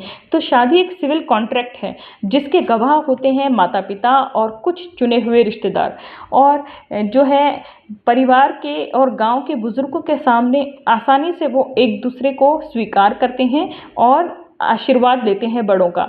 इसमें कोई भी बहुत बड़ा तामझाम नहीं होता। ऐसा कुछ नहीं है कि एक पति का पत्नी पर ऐसा अधिकार हो कि वो पत्नी को ही अपनी संपत्ति समझने लगे। एक पत्नी पूरी तरह से स्वतंत्र होती है, वो ऐसा कोई चिन्ह इस्तेमाल नहीं करती जिससे पता चले कि वो शादीशुदा है। जी हाँ, बुद्धिज़्म में ऐसा कोई चिन्ह नहीं है, कोई चीज़ वो नहीं लगाती, मंगलसूत्र हो, कोई अंगूठी हो, कुछ भी ऐसा नहीं लगाती कि ये पहचान बने कि ये शादीशुदा है। जैसे उसका जो नाम है वो भी नहीं बदला जाता। ऐसा नहीं है कि उसे हस्बैंड का नाम स्वीकार करना है, कोई कुछ भी परिवर्तन उसमें नहीं आता। एक सिविल कॉन्ट्रैक्ट के तहत बस वो प्रेम से अपना पति स्वीकार कर लेती हैं। हिंदुओं जैसा नहीं है कि वो पूरी तरह से निर्भर है। हिंदू महिलाएं अपने माता पिता पर निर्भर हैं, फिर अपने पति पर, बूढ़े होने के बाद अपने बच्चों पर। यूरोप में भी जो महिलाएं हैं वो भी शादी के बाद अपना नाम भी बदलती हैं, यहाँ तक कि अंगूठियाँ वगैरह भी पहनती हैं।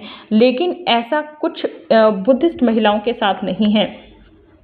तो बुद्धिस्ट महिलाओं को जितने अधिकार हैं, यूरोप की महिलाएं तो चीख चीख कर वैसे हक मांग रही हैं, मगर ऐसे है नहीं। बुद्धिस्ट रिलीजन एक ऐसा रिलीजन है जो स्वतंत्र है। ये किसी भी तरह की आज्ञाकारिता को स्वीकार नहीं करता, ये किसी भी तरह की अथॉरिटी को स्वीकार नहीं करता, ये किसी एक को ये नहीं कहता कि बस वही सही है। भिक्षुओं का जो ये वाव है, जो कसम है ओबीडियंस की, ये बस यही है। ये जो शादी की जो बॉन्ड है ये रिलीजन से अलग है। बुद्धिस्ट कंट्रीज़ जो हैं वो शादी के हिसाब से एक बेस्ट पार्टनरशिप देती हैं। वो पार्टनरशिप प्रेम पर आधारित होती है। अगर प्रेम ना रहे, जी हाँ, बुद्धिस्ट शादी तोड़ सकते हैं अगर प्रेम खत्म हो जाए। अगर उन्हें लगता है कि प्रेम नहीं रहे तो शादी तोड़ सकते हैं, और ये जो सिविल कॉन्ट्रैक्ट है ये टर्मिनेट हो जाता है, और शादी तोड़ने का कोई भी ग्राउंड हो सकता है, वेस्टर्न कंट्रीज़ की तरह नहीं।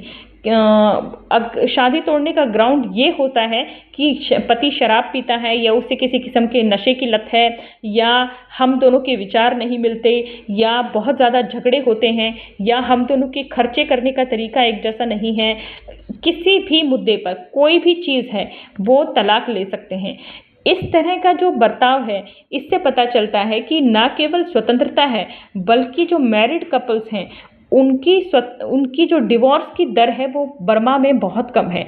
इसका कारण ये है कि महिलाएं और पुरुष दोनों ही इस तरह से ध्यान रखते हैं कि उनका तलाक ना हो, क्योंकि वो दोनों ही एक दूसरे से अच्छा बर्ताव करने की कोशिश करते हैं। अच्छा बर्ताव करने की कोशिश इसलिए करते हैं क्योंकि अगर अच्छा बर्ताव नहीं किया जाएगा तो बुरे बर्ताव के बेसिस पे, प्रेम खत्म होने के बेसिस पे आसानी से तलाक मिल जाता है। तो इसलिए मैं कहना चाहूँगा कि धर्म और धम्मा और जो उसकी टीचिंग है वो सामाजिक लाइफ, पर्सनल लाइफ और यहाँ तक कि मैरिटल लाइफ के लिए भी बेस्ट है। और ना तो betake themselves to a homeless life. और अगर आप परिवार में भी नहीं रहना चाहते, पत्नी और बच्चों को नहीं पालना चाहते, तो भी अकेले जीवन यापन करने के लिए भी ये बेस्ट है।